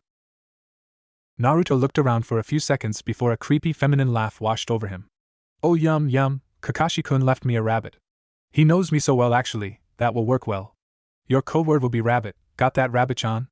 For the remainder of the day, screaming and laughter could be heard from up to a mile away. Unfortunately for Naruto, it would just start all over again when he woke up the next morning. Naruto toiled during those first few weeks. When he wasn't getting mauled by the crazy snake lady, he was doing team exercises. When he wasn't doing either of those, he was doing D-rank missions, which he sort of liked because it gave him time to relax and rest after what he had had to go through. He hadn't even seen his house in the last few days. The first morning he woke in his room, he had almost missed the code word entirely. Then in his panic, he almost died from the kunai launcher he set off, and from there, the traps had only gotten worse every morning hereafter. He finally had had enough and started to set up camp in random training grounds, in hope that he'd wake up without hearing that awful word. It was futile, as she always found him, but the hope it gave him every night was worth the effort. Naruto picked the last piece of trash out of the water, as Sakura and Sasuke finished their ends as well. "Hey, wanna get a bite to eat with me?" "Please do, then maybe SHE will leave me in peace today." Sasuke merely grunted, but didn't walk away. Sakura nodded her head once, after seeing Sasuke wasn't against it. "Great. Do you guys mind if we go to Ichiraka's? It's really good." Seeing that they were not against it, he led the way to the greatest place on earth. This would be the first of many luncheons at Ichiraka's. And as much as Sakura and Sasuke would try to hide it, they were almost as much in love with it as he was. Okay, maybe he wouldn't go that far, but they still did like it. A voice spoke in Naruto's ear, breaking the blonde's chain of thought. "What's the distance to the target?" Naruto quickly guessed the distance between him and the demon beast. The target was close, perhaps too close. 5 meters. "I'm ready anytime." Naruto breathed into the headset as he readied his strike. 2 affirmatives and a go command later, Naruto dove from behind the tree, Sasuke and Sakura on either side of him. The target ran away yowling. A couple seconds later, a figure dropped from the trees catching the target in a bear hug. "Gotcha!" Naruto quickly ran forward, and grabbed the cat before it could dispel his clone. "Ribbon on the left ear? Are you sure this is the target, Tora?" Sasuke looked over and double-checked their target. For a few seconds there was silence before the response came back. "Yeah, we're sure." "Good, Lost Pet Tora search mission is complete. Wrap it up and let's get back to the tower." Naruto took in the cat suffering with more than the normal amount of pleasure. But that was cut off as he heard the Hokage trying to figure out their next mission. None of the choices appealed to him. After 3 months of almost dying, teamwork exercises, and menial labor, he was done with this crap. What have we been doing since we graduated? What was it all for?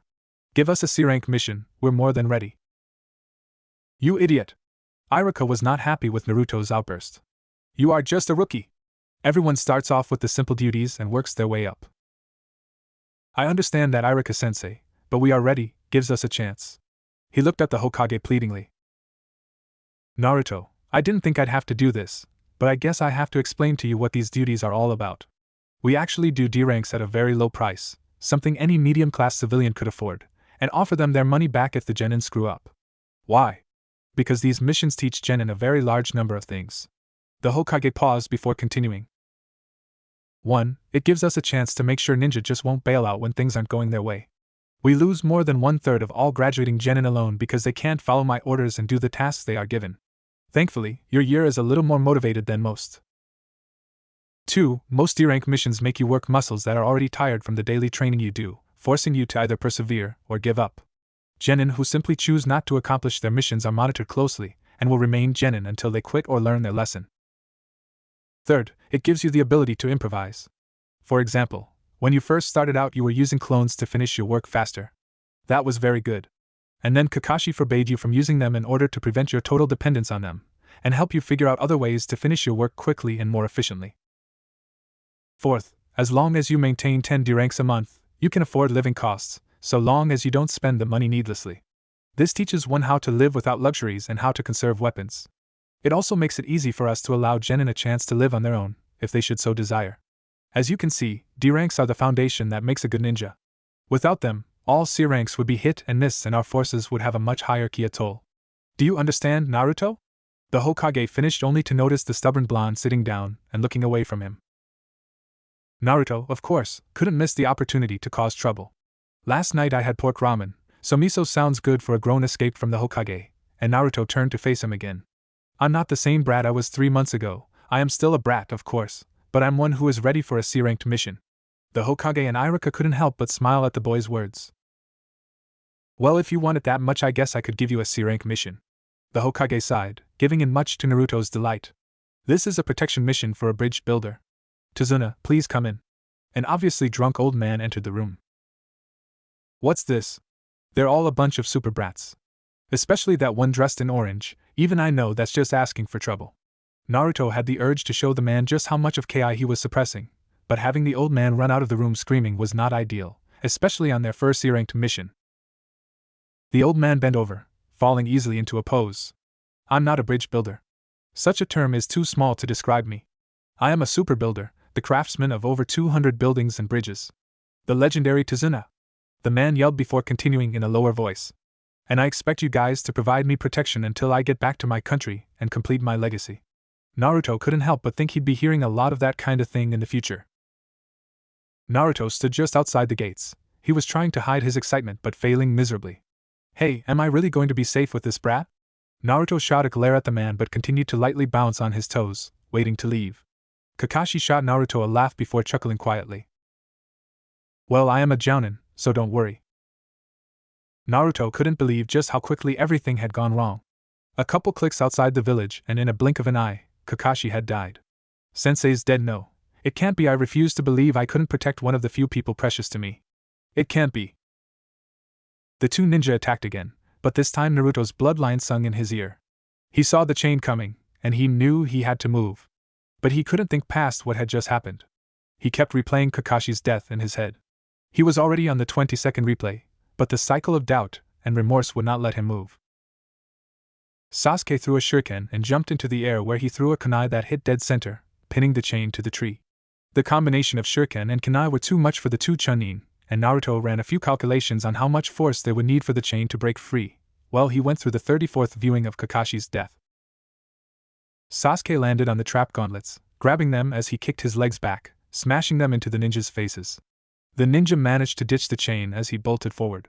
Sakura darted in front of Tazuna, blocking the ninja that had dashed towards the unguarded man.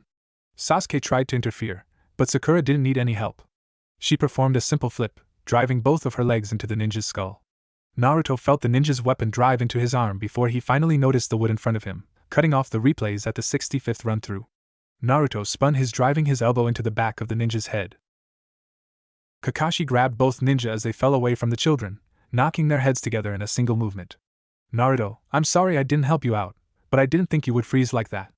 Nice job breaking out of it though, try not to cut it so close next time. Anyway, nice job, Sasuke. Sasuke smirked his usual annoying grin. Hey, you alright, scaredy cat? Naruto simply took in the shame of his actions, knowing he deserved it. Save it for later, guys, Kakashi said, drawing the attention of the members of their small group. Their claws are soaked in poison. We need to remove it quickly. Open the wound and release the poisoned blood from your body. Don't move much, or the poison will spread. Tazuna-san, I need to talk to you. Kakashi paused as her turn to look directly upon the super builder. These look like hidden mist units. Their shinobi are known to continue fighting no matter what. The ninja regained conscience, before looking at Kakashi. How did you read our movements? As usual, Kakashi smiled with his one good eye. I don't think I'll be telling you that. Suffice to say, I knew you guys had been following us since 11 clicks outside of the village. Tazuna looked at him in shock. If you knew that, why did you let the brats fight? If I had wanted to, I could have killed these two instantly, but there was something I needed to find out. That is, who these two were after. Tazuna didn't display any of the classic signs of nervousness, but to Naruto's current level of attention, it rolled off of him in waves. It was in how his breathing was slightly heavier, how his eyes would flick from one ninja another, then toward Wave Country, then to Kakashi. What do you mean? Well, they could have been after one of us. It's not unheard of for shinobi to wait outside enemy villages to get rid of promising genin before they become a threat later on. I also have a substantial bounty on my head. Yet after they took me out, instead of focusing on Sasuke who had already engaged them, they went after you and Naruto. At the time, Naruto was their way, and they needed to make sure he didn't interfere. We were not told that there would be shinobi after you. Our mission was to simply protect you from thieves or gangs. This has become, at least, a B-ranked mission. We were supposed to simply protect you until you completed the bridge. If it was known that ninjas were after you, this mission would have been set as the more expensive B-ranked mission. As it is, you're lucky that the Hokage informed me that things might not be on this level and that I would want to keep a higher awareness. I assumed you had pissed off some civilian, who would hunt you down himself. Not ninja. We will have to return to the village and get help for Naruto. Naruto looked toward Tazuna, his bloodline still active. What he saw was remorse and fear, but it wasn't for himself. The builder looked towards his home, like he didn't care what happened to him, but that it was critical that he keep going, as though it was the people of his village who needed help. The blonde looked toward his hand before whipping out his kunai and plunging it into the back of his hand. He was whispering to himself, like the importance of his statement could not be kept inside of him. I will never again freeze when my friends need me. I will never back down or run away, I swear it on the pain in my left hand. With this kunai, I'll protect the old man. He looked over to Kakashi. With your permission, sensei, I'm going to continue this mission. Kakashi smiled beneath his mask. Naruto, that was cool and all, but if you lose any more blood, you'll die from blood loss. Kakashi grabbed his hand to wrap a bandage around the injury before he paused. The injury had begun to heal already. Naruto caught his sensei's eye, before nodding himself, signaling that he already knew what his sensei had just noticed. The boat rocked softly in the waves as the mist surrounded the small ship on all sides. Naruto sat in the swaying boat, bored out of his mind. He had known that there were ninjas who specialized in water assaults, but he knew that if any of those ninja had chosen to hide in this fog, well, let's just say they'd be lucky if their bodies were found. So what was there to do but wait? He fidgeted anxiously. The weight was getting to him. What a thick mist. Sakura was clearly not up to date on how bad a situation this was for them. Kakashi sat up like he was going to say something but then dropped back into his seat. Maybe it wouldn't matter if she kept silent. A few minutes passed before the boatman gave them a heads up. We should see the bridge soon. Wave Country is right on the other end of the bridge. When the bridge came into sight, all the genin let out a gasp. The bridge was huge, clearly a masterpiece of architecture. Naruto looked from the bridge to Tazuna, before breaking the silence. This is your work? The boatman shushed him. Apparently now they were too close to be talking. The boatman breathed out his next words. Will be there soon. It looks like we've been able to avoid detection, Tazuna. But just in case, I'll take us around to the other side. They won't be expecting you from the east. They went through the village, the mist covering them with the help of the vegetation. When they arrived on the other side, the boatman pulled up to the end of a small dock. This is it for me, goodbye and good luck. Tazuna turned to look back at the man. Thanks, I owe you one. And with that, the boatman let his boat drift away from the dock. Just finished the bridge, and we're even. The boatman turned on the engine, and quickly vacated the area. Tazuna turned back to the ninja before barking a command. Okay then, get me home safely. Kakashi gave the bridge builder a look that said it went without saying. Naruto focused through the journey. Now he had an adversary he could fight. This was his kind of terrain. They crossed a good amount of distance in great time. Even Tazuna was moving himself with a measure of hurry. A twig in a nearby bush cracked. Without thought, Naruto hurled a shuriken into the shrub. There was a thunk, and upon closer inspection only turned out to be a bunny. Naruto turned away as Sakura squealed at him. Naruto! How could you harm that rabbit? Naruto felt his mind speed up. Sakura had said the code word. Out of the corner of his eyes he noticed the rabbit was a snow rabbit. His mind flew into a flurry of thought. First off, it's in the wrong climate. As far as I know, snow rabbits were exclusive to the colder areas, not humid mist creating water villages. Not only that, but the snow rabbit is white, not brown, in the middle of spring. Its fur should have been brown by this time, unless it's been kept inside for most of its life. So what is it doing out there? His mind reached the only suitable conclusion: it had been used for replacement. A slight slicing sound was heard in the air, too big to be a kunai, way too big. Only 2 seconds had passed since Naruto had thrown the shuriken, and he was already regretting ever asking for a C rank. He tackled Sakura before Kakashi even finished his train of thought. Everyone get down! Sasuke knocked the bridge builder, following him to the ground in a flurry of blue and black. The sword came into sight, moving faster than Naruto would have thought possible. Just as it reached Kakashi, he dropped underneath the blade. The sword continued past their sensei before hitting a tree. A man appeared from out of nowhere, standing on top of the handle of his sword. Naruto readied a kunai and charged forward, determined not to let their foe retrieve his weapon. Kakashi reached out his hand in front of Naruto, stopping him in his path as the blonde realized the meaning of the signal, to stand back. The older man smiled underneath his mask before speaking to their newest enemy. Well, if it isn't one of the many hidden myths missing Nin, to what do we owe the pleasure, Momochi, Zabuza? Kakashi spoke in a slow drawl, like he was stalling for time. Naruto almost hit himself over the head. Of course he was stalling. Having figured out Kakashi's plan, he placed a hand behind his back, sending hand signs to his teammates. The man, Zabuza, did not say anything as he flared his ki. Naruto wasn't impressed, but it seemed to have an effect on Sakura and Tazuna. Surprisingly enough, Sasuke didn't even blink. Everyone get back, he's on a whole different level from you guys. Kakashi pulled his headband up over his eye. Naruto didn't know what difference that was going to make, but he trusted his sensei. You appear to be Sharingan Kakashi, sorry, but the old man is mine. The words surprised Naruto, and he struck up a new vow to read his copy of the bingo book when he got home, if he got home. Kakashi spoke in a tone that allowed no argument. Formation 1 ROE 17, understood? He slipped into his stance as Naruto backed slowly towards the others, where hopefully they were ready for the plan. I already get to see the famous Sharingan, I'm honored. Zabuza jumped away from the tree, one hand grabbing the blade as he kicked the base of the tree. As Zabuza covered the area in mist, Naruto made it back to the others and created clones, and which were soon transformed into copies of themselves, using the combination of mist and smoke to hide that Sasuke had, instead, pulled the 4 of them into the ground with a variant of the headhunter jutsu. They could hear the sounds of fighting and feel the release of a jutsu from above. Naruto hated waiting, but this was the only way to truly keep them safe. As long as no one used any massive earth jutsus, they would be fine until Naruto's clones dispersed with the all-clear signal. One of the clones barely managed to make another clone before it got destroyed by a well-aimed attack. That rush of information hidden as memory was very hard to notice. After all, it's very hard to remember something you don't know happened, but Naruto was getting particularly gifted at it. Seeing his sensei trapped in a prison of water was a hard thing to see, especially knowing that he would die when he ran out of breath.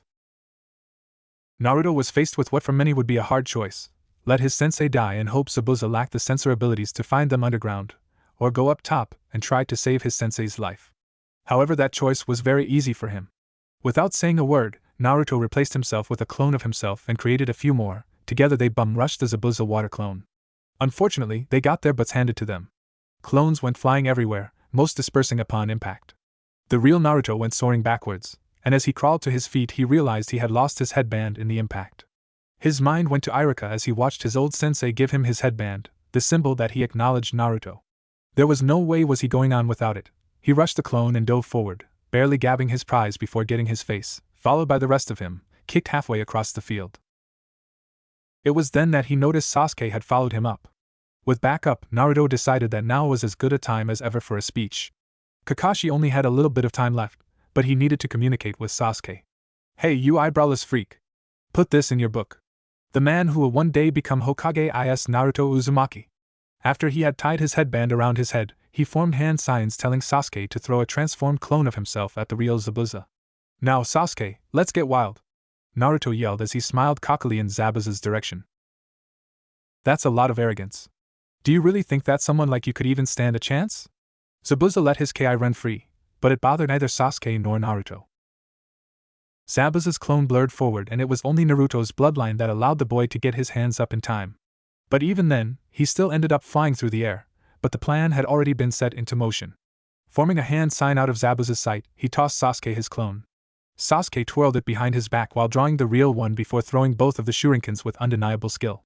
The rotation of the shurikens let them spin back towards the real Zabuza. However, the man was too skilled to be caught unaware. He caught the first one, and gracefully leapt over the second. Naruto's clone waited a few seconds more before transforming back into himself and throwing a kunai into the dead zone, 2, of his back. With Zabuza already in the air, there was no choice for him to do anything other than take the kunai, or release the jutsu. Unsurprisingly, he dropped the jutsu. In his rage, Zabuza threw the shuriken, killing the clone. Kakashi used the time to throw a kunai, striking the man in the side. However, even injured, the black-haired male still managed to knock Kakashi far enough back to begin preparations for a new attack. In a flash, Kakashi was right there beside him. Water Dragon met Water Dragon, forcing Sasuke and Naruto to dive underground again as Naruto's clones was destroyed by the waves being thrown by the two clashing dragons. The feeling of the jutsus being thrown around like it was going out of style faded away.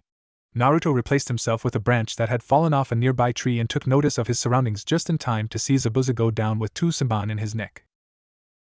Silence fell over the clearing as the tracker ninja stood with a grace only an experienced killer could hold.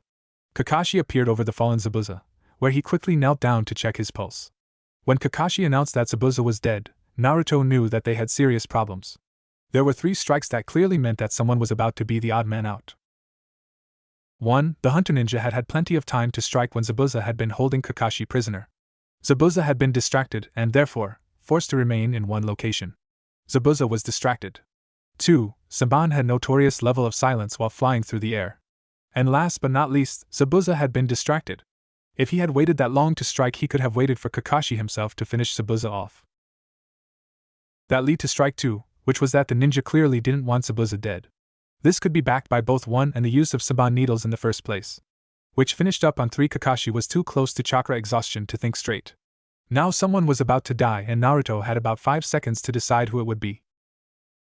The ninja appeared behind Kakashi, already quickly moving to stab a tired Kakashi in the back. Naruto knew he wouldn't reach his teacher in time to stop the ninja's attack, and there was no way that the man would have enough energy to properly react to the attack, which left 2 options. Option 1. Try to avenge Kakashi. Option 2. Do something stupid. Naruto forced his mind to move faster, willing himself to think past the many obstacles his plan had.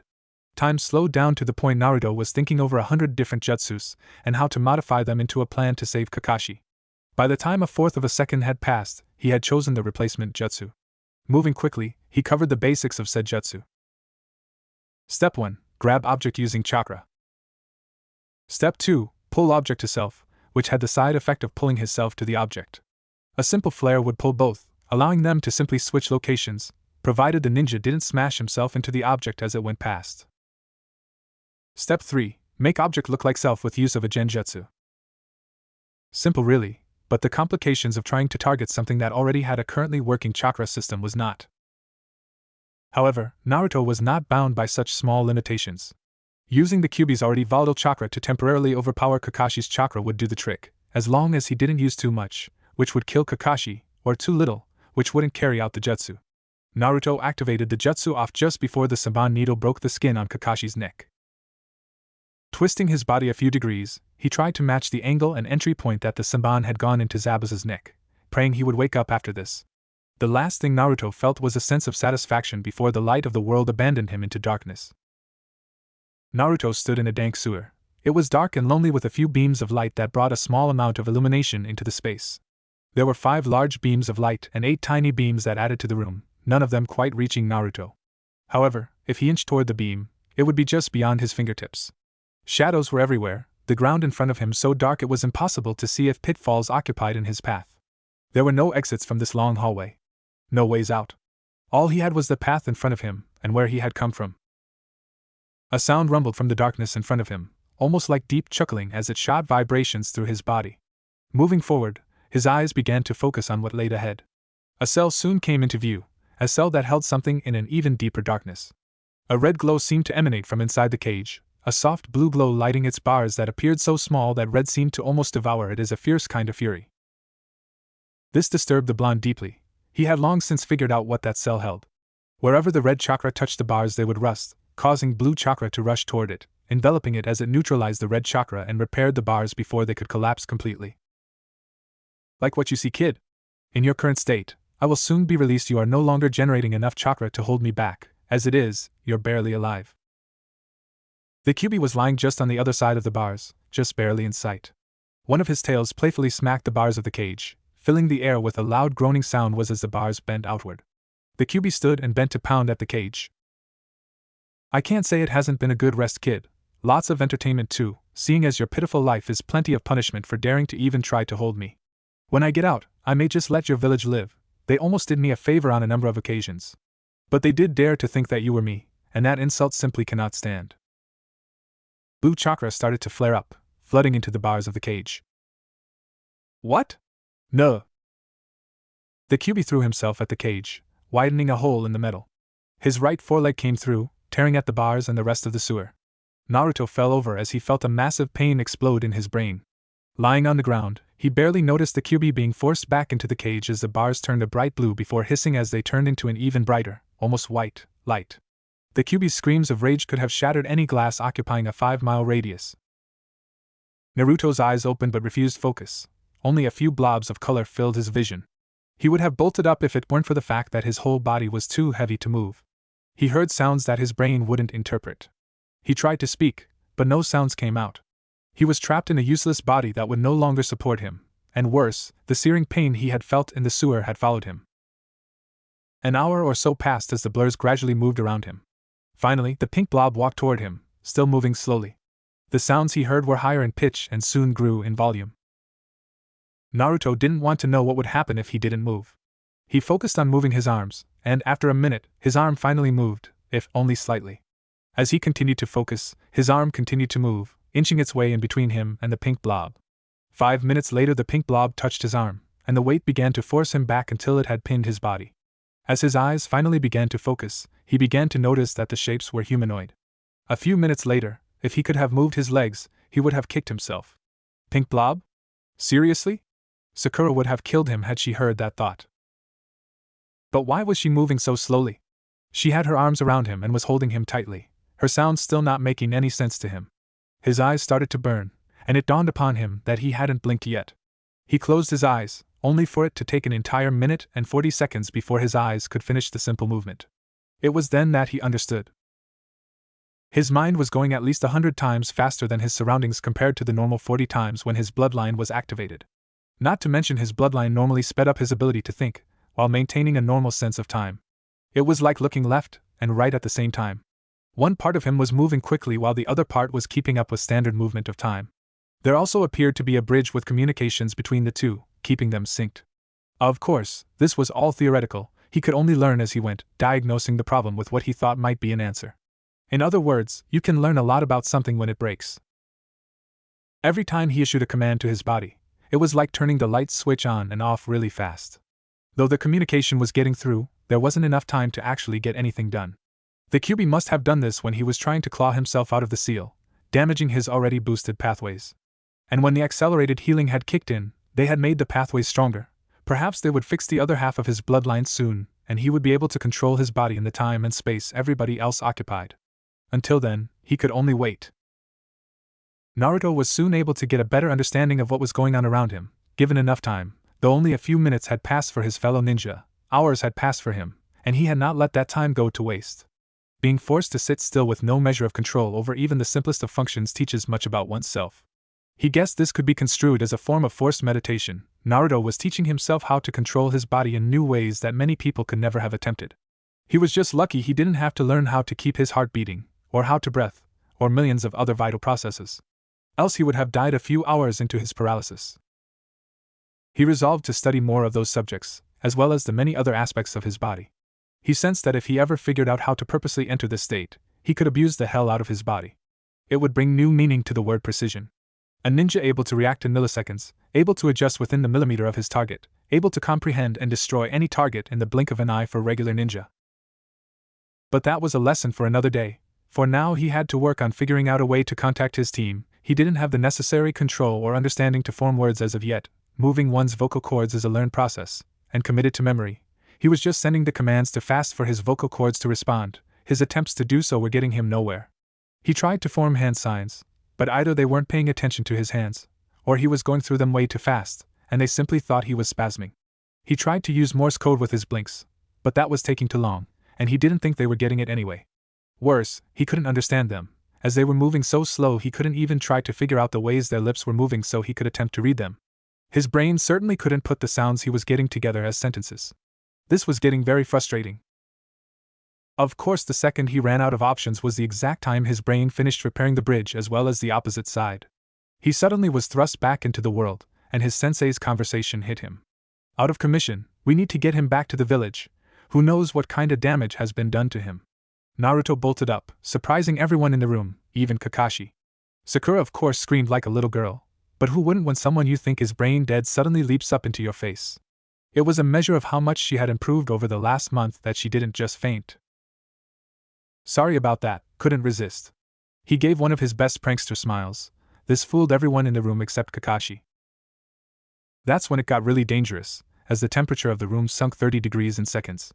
The room was flooded with the scent of fresh earth, and Naruto could have sworn there was a black-cloaked man with a scythe just outside the room.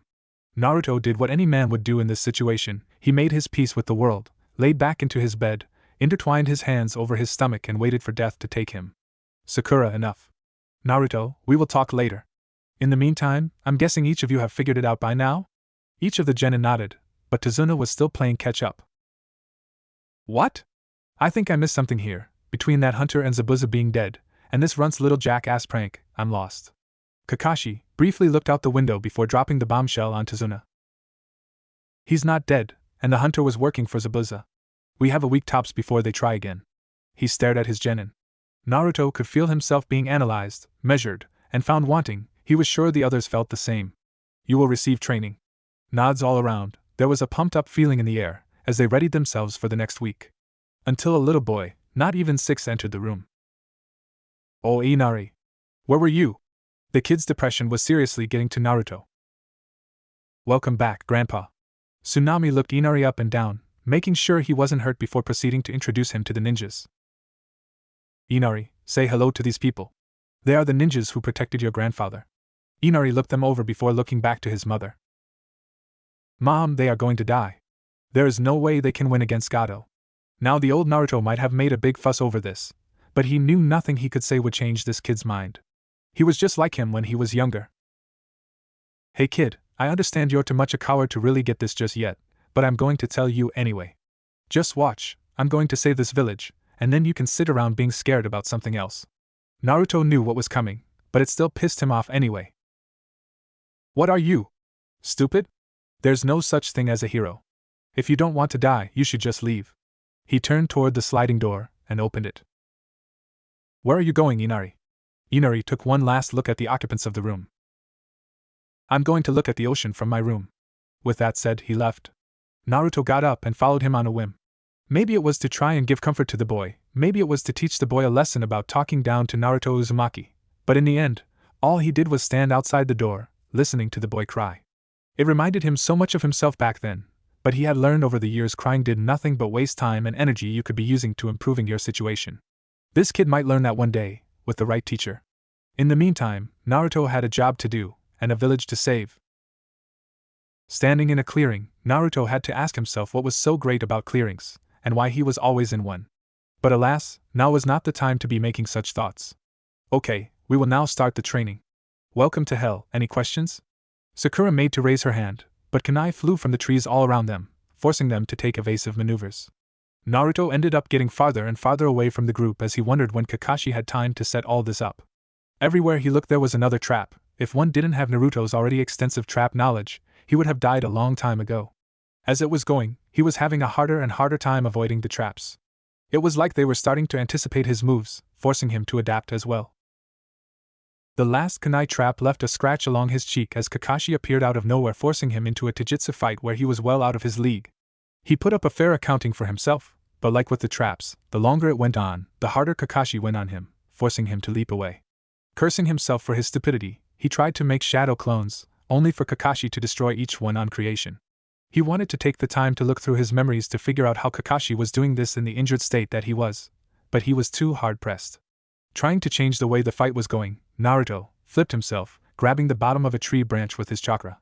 He fought upside down till Kakashi managed a roundhouse right into his face. This broke his concentration and sent him spinning through the air, before he hit a tree. A kunai hurtled toward his face as Naruto struggled to get out of the way. His body was moving sluggishly, and he knew he wouldn't make it in time. His mind went finally sped up, allowing Naruto time to think things through. He brought his hand up to catch the kunai at an angle, but instead of catching the kunai, a force blew the kunai away. Like a very strong gust of wind. Naruto, no longer under threat of immediate death or severe pain, looked through his memories. That's when it occurred to him, how did he get there in the first place? He was at Tazuna's, then he wasn't. He released the genjutsu to see himself still at Tazuna's house, on the pallet they were letting him borrow. Ah, and there's Naruto. Okay, now that you have each experienced your biggest weakness, I want you to work on finding ways to improve or get around those weaknesses. Sakura, you need to work on your chakra and endurance. That is why I had you move those rocks. The more chakra you have, the longer you can boost your muscles to help with the rocks. The more endurance you have, the longer your muscles can sustain a chakra-enhanced workload. No endurance, no chakra, no strength, and you're just a burden. Thankfully, this is the easiest area to fix. Sasuke, your weakness is your chakra control.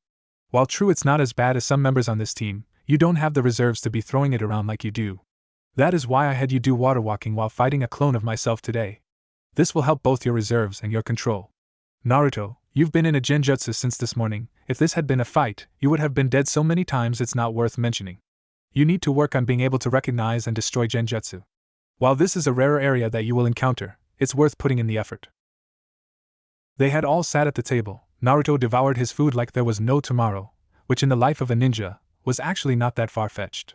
Sasuke had ate quickly as well. Even Sakura had been eating at a quicker than usual pace, and not trying to adhere to some diet.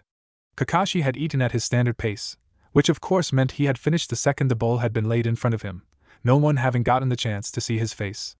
Dinner passed with some small talk, but it was what was after dinner that caught Naruto's attention. Sakura had asked a question about that torn picture on the wall. Kaiza was an amazing person in Naruto's opinion, one who died a hero's death, and worthy of remembrance. Naruto had thanked them for the meal, gotten up, and promised to prove that heroes did exist. He then told Kakashi that while he appreciated the advice, he had to follow his own path to strength. This is how he ended up waking up in a clearing with a strange girl sitting next to him. His first gut reaction was to deliver a kunai right into her face, but thankfully, he was able to restrain that impulse. So is this the plant you want? Naruto sat next to Haku, enjoying the simple pleasure of helping a pretty girl. Thanks for helping out. Haku had a small smile on her face. So what were you doing sleeping out here? Naruto gave an embarrassed grin. Well, I was training. Make that, I am training. Haku gave him a curious look. You are a ninja, right? Your headband gives it away. Naruto merely nodded. So why are you training? Naruto took a few seconds to think about this. Because I have something to prove. Haku's expression was now one of shock. What do you have to prove? Naruto stood up and prepared to leave. That I'm not a failure. Haku let out a small laugh at this.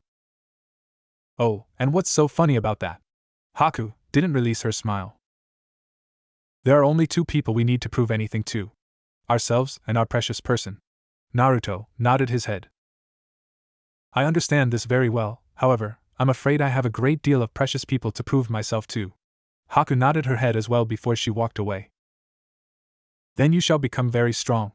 Let's meet again someday. Oh, and one more thing. I'm a boy.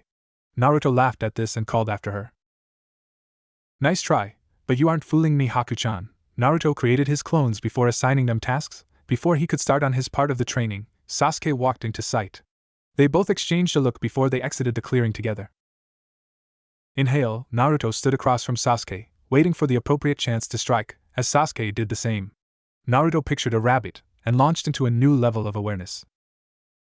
Exhale, Sasuke struck, using chakra to boost himself right into position to break Naruto's stance. If Naruto hadn't been watching for just that, he would be seriously on the defensive. As it was, Sasuke could not achieve the speeds needed to catch him unaware. Inhale, Naruto slammed his fist right into Sasuke's face, sending him flying backwards. Naruto quickly darted forward with a chakra boost to finish Sasuke off. Exhale, Naruto watched Sasuke slam up against a tree, as the tree shook dangerously. Sasuke tried to recover, but Naruto was already on top of him. Naruto unleashed a combo of shots, a left fist into the stomach, a chakra-boosted knee to the face, a spin kick to once again send Sasuke flying through the air. Inhale, Sasuke was able to recover himself with enough time to get his hands in a guard position. Unfortunately for him, Naruto knew how to get through a guard, and Sasuke simply wasn't fast enough to counter Naruto's powerful, but precise hits. Imagine a brick wall getting hit by a sledgehammer, in exactly the right place, time after time after time. The wall never stood a chance. Naruto, attacked with a telegraphed right hook, with Sasuke had the training and speed to turn to his advantage. Naruto just needed his hands out of the way. Exhale, Naruto turned so that his body was at a 90-degree angle from Sasuke, pulling himself away from Sasuke, who did not let go of the captured arm, which left him off balance. Naruto kicked Sasuke's legs out from underneath him, and spun, leaving Sasuke flying through the air, as he wisely let go off Naruto's arm. Inhale, Naruto rushed forward, determined to keep the initiative in his favor. Sasuke did a backhand spring to recover. Naruto was already right there, hand cocked back to bring Sasuke down. Exhale, Sasuke blocked him. This caught Naruto off guard. Sasuke in no way, shape, or form have been able to see that one coming. Sasuke brought his own fist into Naruto's. For the first time since the fight started 4 seconds ago, Naruto was sent flying through the air. Inhale, Naruto looked at Sasuke's quickly moving hands. Naruto flipped backwards, his hands touching the ground just as a huge fireball was sent toward him. Exhale, Naruto pushed off the ground with all his strength, trying to gain altitude. Forming his own hand seals, he just crested the fireball before it went rushing by underneath him. He got one look at Sasuke's face, a face with 2 red eyes. Naruto's made 24 shadow clones, all of them aimed for Sasuke. As it began to rain shadow clones, Sasuke easily demolished all the shadow clones. Naruto used the shadow clone jutsu whenever he would start to fall, having a shadow clone push him back into the sky so he could continue to get a bird's eye view. Watching the fight, he really began to see just how much better than him Sasuke really was. His taijutsu was clean and precise, even before he got the Sharingan. Now there weren't any openings Naruto could take advantage of. Sasuke was able to predict and take advantage of his taijutsu much better than Naruto could, easily sliding through Naruto's improved style like it was used by a 10-year-old. Even the fact that at any one time he was outnumbered 8-1, sometimes more so if some of the shadow clones were making an aerial assault, was not seriously putting a damper on him. The only things Naruto had going for him was that 1. Sasuke was not used to this level of fighting, nor fighting this many opponents. This meant occasionally a shadow clone would get a lucky shot in, and 2. Sasuke didn't have his chakra reserves, and at this point, the Sharingan was eating through his reserves like a wildfire through dry brush. This, however, was offset by the fact that creating this many shadow clones was eating through his reserves just as fast. At this point in time, he had already made 100 shadow clones, not counting the ones he had made earlier to train. Splitting the chakra evenly among his shadow clones was really draining. Naruto still had more than enough for him to fight with. Heck, he really only needed 1/100% of his chakra reserves to keep his going, though usually at about 5/100 he lost conscience, and at 10/100 it became really difficult for him to move his body. He was currently somewhere around 3/4%, having recovered a small amount of chakra from his dispelled shadow clones. He was really cursing Sasuke for coming to him after he made clones for training. Starting the fight at only 5% of his normal reserves was a serious handicap. It was time to come down and meet Sasuke before he ran out of shadow clone cover. He was down to his last 20, which truly showed how skilled the Uchiha was. Granted, most of his shadow clones were only fighting at 1/4% or lower of his total chakra total, which meant that they had to use chakra boosting sparingly, or as a last-ditch suicide attack. Still, the fact he had already incapacitated Naruto 80 times was impressive. Make that 82, as he smashed 2 clones' heads together, knocking them out and making them lose their form. The rest of his clones jumped back, gaining some space and hoping to make Sasuke waste a bit more of his chakra. Sasuke either knew they were stalling, knew he had to finish quickly, or just was feeling like he had the advantage, rushed forward into a group of 5 clones, engaging them and destroying each within 6 seconds. His clones started to attack in small groups, hoping to keep him distracted while the original worked on a plan that didn't involve stalling for time. As Sasuke looked, he had another minute in him, when this fight would be over in 20 seconds if Naruto didn't do something. Running away or hiding wouldn't do. Sasuke would take it as Naruto was afraid of him, something Naruto wasn't willing to allow. Not to mention Naruto knew he could win without the use of such tactics. Attacking hand-to-hand was out, he'd get taken apart right now. His clones were just getting destroyed, and even though Naruto could take hits that would destroy them, he couldn't take very many of them. Defending would do the same thing, he'd last a little longer, but Sasuke would still win. Kakashi-sensei and Anko-sensei had both told him never to do what he was about to do, but it was his only option. He was going to use one of his unmastered jutsu in a battle. Whereas it was necessary to become Hokage to have learned 1,000 jutsu, there was not a span of time long enough, a person strong enough, or a genius smart enough to master 1,000 jutsu. Mastering a jutsu required knowing it inside and out, being able to use said jutsu in dozens of different situations and be able to tweak it to fit each one. It also helped if you could do it with few or no hand signs. A unmastered jutsu was like using a sword you just picked up. It might work against an untrained opponent, but anyone who knew what they were doing would just pick you apart.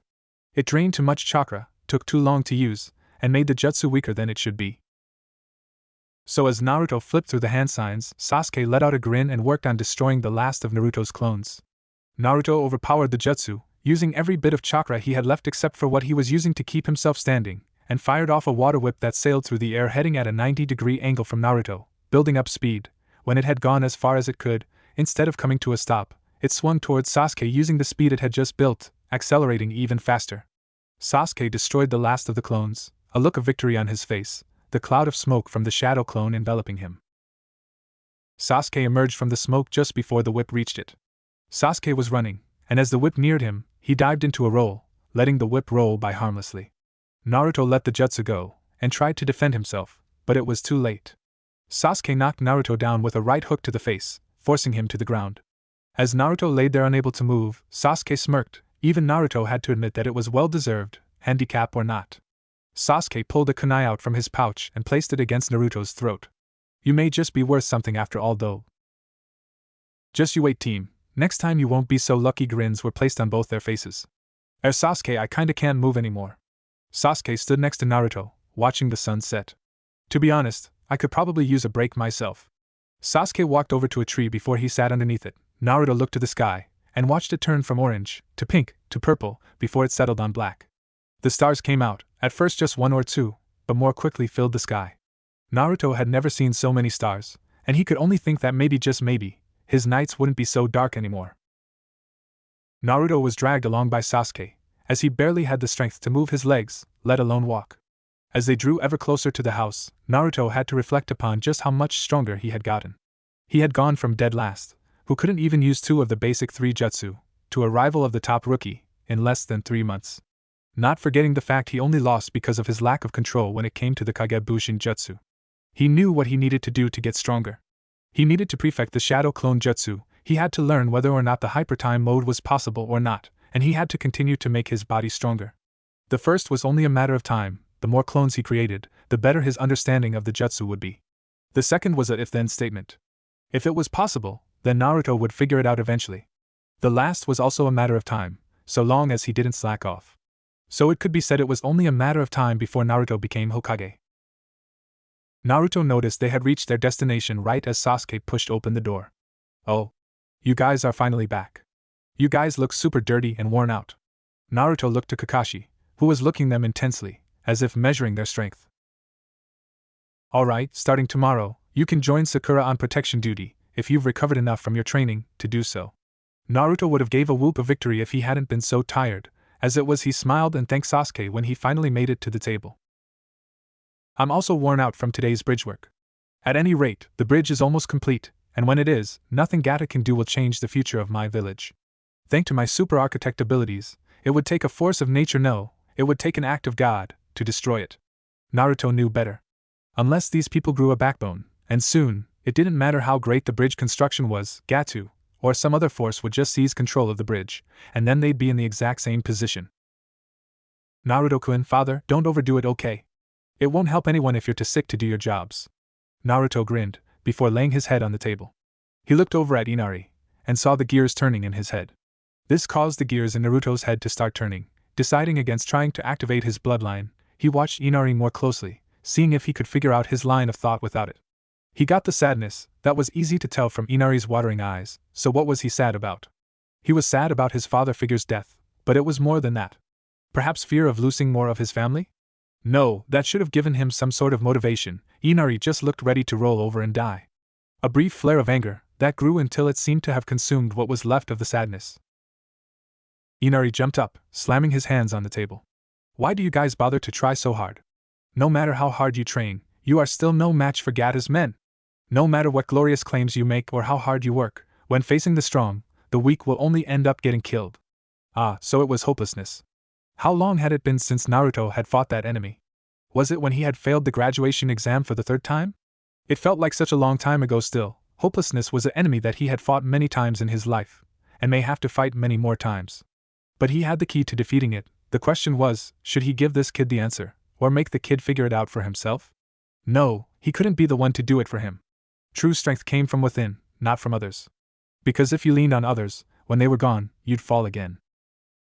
Whatever kid, I'm not like you anymore. Inari continued to rage and cry, which was really wearing on Naruto's patience. He needed to figure it out, the sooner the better. I'd hate to be like you. You don't know anything about this country and yet you are being so nosy. What the hell do you know about me? I'm different from you. You are always clowning around and acting so cheerful. You don't know how hard life can be. So it's okay for you to pose as the star of a tragedy and cry all day? Just keep on crying forever, you idiot. You little sissy. Naruto left, ignoring everyone's reactions to what he said. It simply wasn't important. Naruto would prove to Inari that heroes did exist. He'd go for a walk to get his head on straight, grab some sleep, and make sure that nothing happened to Tazuna tomorrow. It was all he could do. Naruto awoke the next morning to notice his team was already gone. He grabbed his hair and was out the window seconds later. Naruto was moving fast, so fast he startled a rabbit. Then he started noticing some significant things. Saplings that had been cut down, branches laying on the ground, clearly cut from the trees they had been hanging from, even a freshly killed boar. It had been cut so many times it was hard to even figure out it was a boar. Some of the branches still oozed tree sap. All the fresh ones were in the direction of No. Inari was charging towards the samurai wanabes. If it had been the right time for it, Naruto would have grinned with pride and cheered him on. Of course it wasn't the right time, so he moved in for the save with a well-timed replacement. Unfortunately, it was too well-timed, and Tsunami fainted believing her son to be dead. Naruto caught her, laid her on the ground and tossed 2 shuriken behind him, really not even bothering to aim them. Even as bad as these guys were, they still dodged the 2 barely aimed shuriken. Before they could spit out some sort of attempt at witty banter, which poor fighters such as they were would do, the 2 shuriken puffed into clones. They landed and quickly jumped back toward the 2, knocking them out with a quick chop to the back of the neck. It was a shame they fell for that trick. They probably would have been a good workout judging by how fast they could draw, strike, sheath their swords. Sorry about that, Inari. The hero always arrives at the last second. Now before you say anything, I got something I need to say. I'm sorry about what I said yesterday. What was true at the time is not true now. You are strong, Inari, and someday, you will be a hero like your father. Naruto had placed a hand on Inari's head during the speech. He chose this time to ruffle the kid's hair. Inari was trying very hard to keep his tears from falling. His face was scrunched up with the effort. Inari took a step back and started to rub at his eyes. Damn it, I decided I wasn't going to cry anymore. You're going to make fun of me and call me a crybaby. Naruto grinned at this statement, placed his hands on his hips and began to laugh. What's so funny? Idiot, it's alright to cry when you're happy. Inari looked at Naruto, before tackling Naruto and squeezing his midsection tightly. He cried into Naruto's jacket while Naruto rubbed the back of Inari's head and hugged him back. When Inari had finished his tears, Naruto let him go and stepped back. Well, if they attacked here, the bridge is probably going to be attacked soon, if it hasn't already. I can count on you here, right? Inari nodded, but didn't say anything. I'll be back with your grandfather soon. Naruto stood on top of a tree that had a great vantage point of the bridge. Even though the fog was thick, he could hear the rumbles and see the flashes of light that usually accompanied explosive notes. Judging by the distance between each one, either Kakashi or Zabuza and changed tactics, the hunter ninja was using notes with his Senban, or one of his teammates was throwing kunai with explosive notes attached like they thought they would go off at any second if they didn't get rid of them. Naruto moved closer, keeping himself as hidden as it possibly was. When he had made it to the bridge, he moved onto the side of the bridge, used his chakra to attach himself to the side, before crawling toward the sound of fighting. The closer he got to the bridge, the more the mist had thinned. He then understood the kunai throwing, and who was doing it. Only Sakura would have thought to use heat to thin the mist. This had the added effect of reducing enemy movement and keeping them distracted. Having to keep track of all the kunai Sakura was throwing, figuring out which ones had notes, and avoiding the deadly concussive force and heat of said kunai was keeping them pinned to the areas where there were no kunai, which were only the areas his teammates and sensei were. This kept them from disappearing into the mist, or taking a long-range approach to their assault, as either Sasuke or Kakashi would leave them to their own devices. Leave it to Sakura to come up with a solution that allowed her teammates to fight with strengths, while neutralizing the enemy's advantages. Naruto peeked his head up over the side, taking a quick glance to note enemy positions. He created 5 clones, had 4 of them as well as himself henge into kunai, and had the clone throw them into the air. One of the clones undid the henge at the top of the jump, grabbed the 4 remaining kunai and hurled them back to earth, before flipping through hand seals of his own. Naruto dropped his henge when his first clone dispelled. The information that there was some kinda giant ice dome directly underneath him changed the game up quite a bit. The clone that was ahead of him had done the same. When it slammed into the top of the dome, major cracks appeared in the ice. Naruto arrowed his body, and let his feet slam into the dome, confident that it would shatter before his might. He was right, but it still hurt like hell. Naruto landed next to Sasuke, wobbled quite a bit, before striking his stance. He spared a glance to Sasuke, who already had his Sharingan activated, and was flipping through hand seals. Apparently he was taking advantage of the very shocked and jaw-dropped Haku, whose image was in every block of ice somehow. Naruto grinned. At least someone had the proper reaction to his entrance. The 2 clones that had gone after Zabuza had poofed when Zabuza killed them, minor annoyances that they were to him. Still, they had given Kakashi the message, he would get Sakura and Tazuna out of the target zone in time. That wasn't going to happen for him and Sasuke if this dome had anything to say about it. Sasuke got his jutsu off, but the effect of the mirrors was not exactly a confidence booster. Haku had recovered and launched her attack. However, with both Naruto and Sasuke ready, bloodlines blazing, they were both able to keep track of him, as well as block or dodge all the Senbon. Time was running out, and by running out, I mean it was already too late. Naruto blocked the last of the Senbon before pulling Sasuke down. He covered him with his body. Every inch of his body that was touching bridge he tried to circulate chakra to so he could stick to the bridge. A huge waterfall struck the bridge. The waterfall had been made from his second clone, who died when he ran out of chakra. It was only the 3rd jutsu he had managed to get Kakashi to teach him. It too was an unmastered technique, but all it required was a lot of chakra and a bit of time to form the hand seals. It wasn't up to Kakashi's level, and it too was forbidden for him to use until he mastered it. He could kiss jutsu training with Kakashi goodbye, but it was worth it. The sheer weight of the water was nearly crushing Naruto, who had prepared for it. There was no way the ice, or even Haku, had made it uninjured. Naruto could only hope it hadn't killed her. The same hope could not be said for Zabuza. The waterfall had only lasted for 5 seconds, but even so all the mirrors were gone, destroyed by the pressure the water had placed on them. Naruto got up and held out a hand to Sasuke, who took it. Both were standing, breathing heavily, trying to regain the air the water had forced from their lungs. Naruto was very surprised by the bridge. Apparently Tazuna hadn't been kidding about the act of God. The bridge looked like it had only suffered a light rain. Naruto found Haku up against the side of the bridge a good 50 feet away.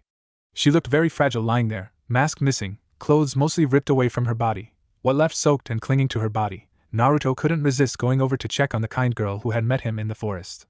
Sasuke walked behind him, guard still up, clearly believing this to be a ruse. Naruto bent down to check her vitals, and surprise overtook him when her eyes flashed open. Bloodline or not, he wasn't fast enough to react to the quick stab of the Senbon Haku had hidden in her hand. If it wasn't for the already prepared and superior predictive abilities of the Sharingan, Naruto would be dead, or at least in a death-like state if Haku had still showed mercy. As it was, Sasuke only had time to push Naruto out of the way. Naruto followed the momentum of Sasuke's push, and rolled back into a combat stance, quickly turning to face Haku once more. What he found was that Sasuke had become a pincushion in the 2 seconds it had taken for Naruto to regain his footing. Sasuke coughed blood, before falling over, possibly dead. No, the amount of needles in his body, all in areas around vital organs, meant that the chance Sasuke was still alive was slim to none. Surely at least one of those needles had struck something that had killed him. Haku could have put Sasuke out for the count with only 2, or even 3 needles. This many left no doubt of Haku's deadly intentions. Even though her face showed such overwhelming sadness, the eyes still showed the determination to protect and obey her master. Rage flew through Naruto, his head pounded, his heart quickened, the faint sound of a fox's howl could be heard echoing through his mind. But rather than accept the deadly power that was being sent throughout his body, Naruto pushed with his mind, and watched as Haku slammed against the bridge with such force that Haku was knocked into unconsciousness on impact. It wasn't enough, not even close to satisfied. Naruto turned to where his sensei and Zabuza were still fighting, before charging over. Zabuza wasn't shocked to see Naruto. What he was shocked by was the sudden change in wind speed, and the force was actually pushing him backwards. It caused him to stumble right at a critical moment, creating an opening. As surprised as Kakashi was, he didn't need to be told to strike while Zabuza was weak. Kakashi turned toward Naruto. He kept a kunai up in case of a need to defend himself. This was at first shocking to Naruto, but then he figured out that Kakashi wasn't sure who had control of his body. "It's okay, Kakashi-sensei." Well, that was a lie. It very clearly wasn't okay, as every time Naruto took a step, the very air in front of him was pushed away with a magnified force that even Kakashi was had to make an effort against. Every breath of Naruto was like a D-rank wind jutsu. Every exaggerated motion of his hands, every step he took forward was like a C-rank, and when enough of these actions coincided, and were aimed at the same area, it was like a A-rank wind jutsu had just been shot off. Naruto felt a slight drain and an ever-building headache with every movement he made, but for now, it wasn't too much to handle. Even with Zabuza down, it wasn't enough. Something had to pay for Sasuke, something to make his death meaningful. This country's freedom would be worth his sacrifice. Naruto started laughing, and Kakashi put himself on a higher guard, before stepping between him and Sakura and Tazuna. "I don't even have to go looking for you." Kakashi braced himself, prepared for the worst. Naruto charged forward, and the huge burst of wind cleared what was left of the mist on the bridge. At about the halfway mark on the bridge stood a huge mob of thugs, with whom was Gato. Naruto was charging right for them.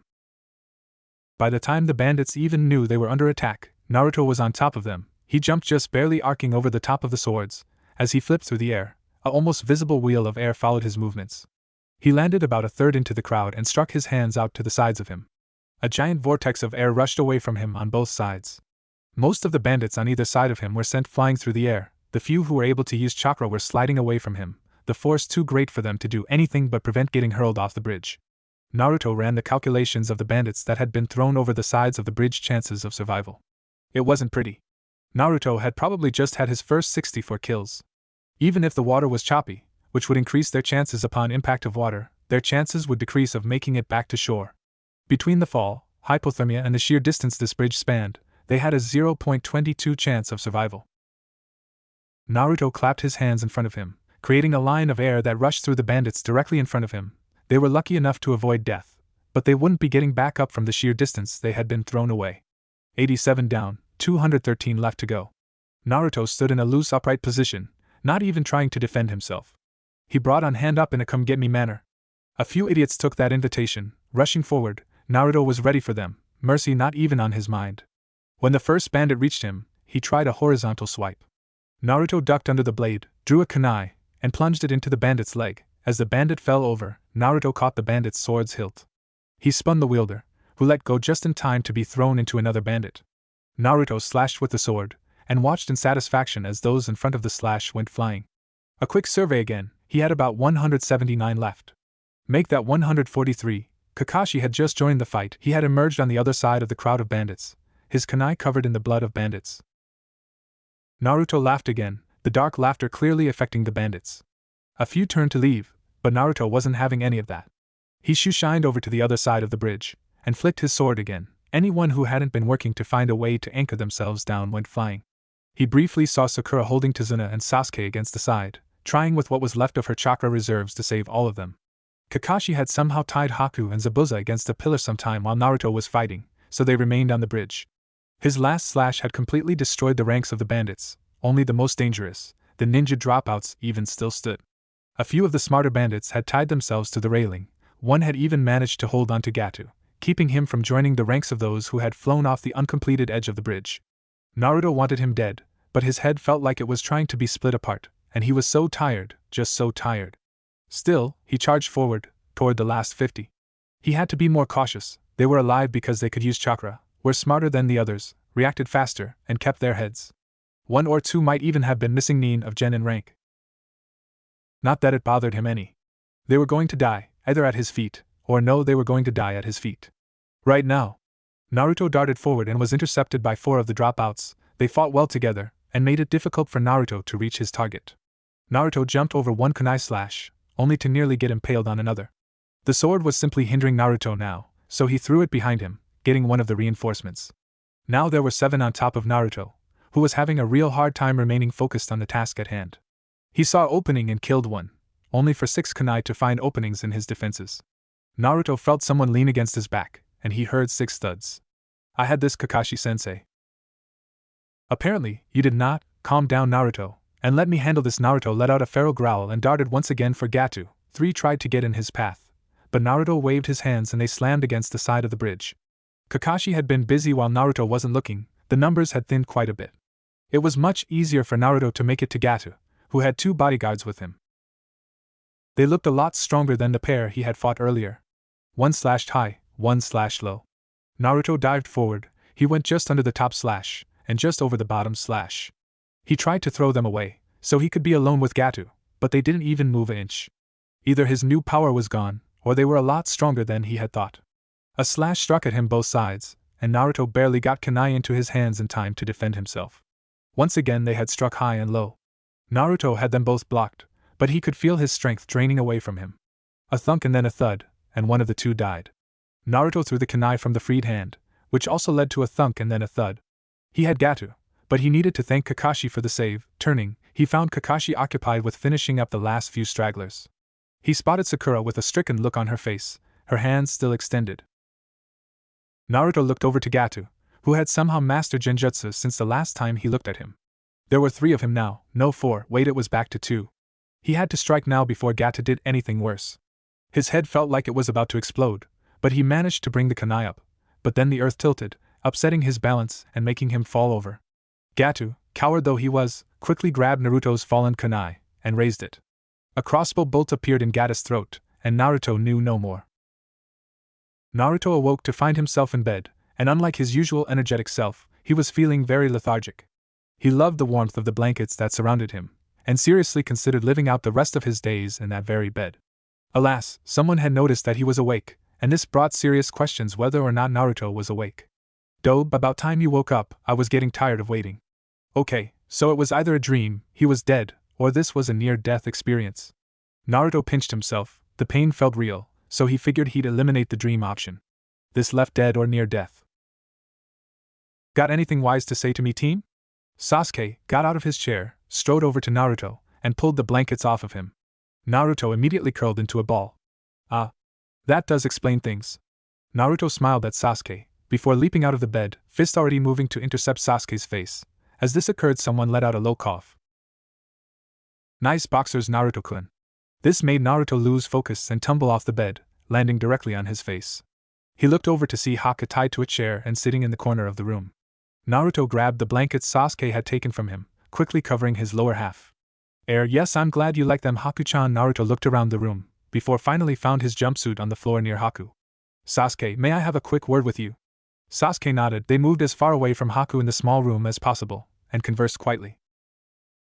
I'm guessing you were not killed by Haku-chan. Haku-chan was not killed by me, and I was not killed by that cowardly piece of Inuzuka dog shit Gato, right? That about sums it up, Dobe. That's what I thought. Haku and Zabuza are currently being held in separate locations as our prisoners, you guarding Haku, while looking after me. Kakashi has Zabuza, and Sakura is taking care of the mission? Sasuke merely nodded this time. Fan-freaking-tastic. Any idea on what we are going to do with them when the mission's over? There is a retrieval squad on their way here to escort them back to Konoha. After they get here, they are no longer our concern. Naruto grimaced, but nodded his head.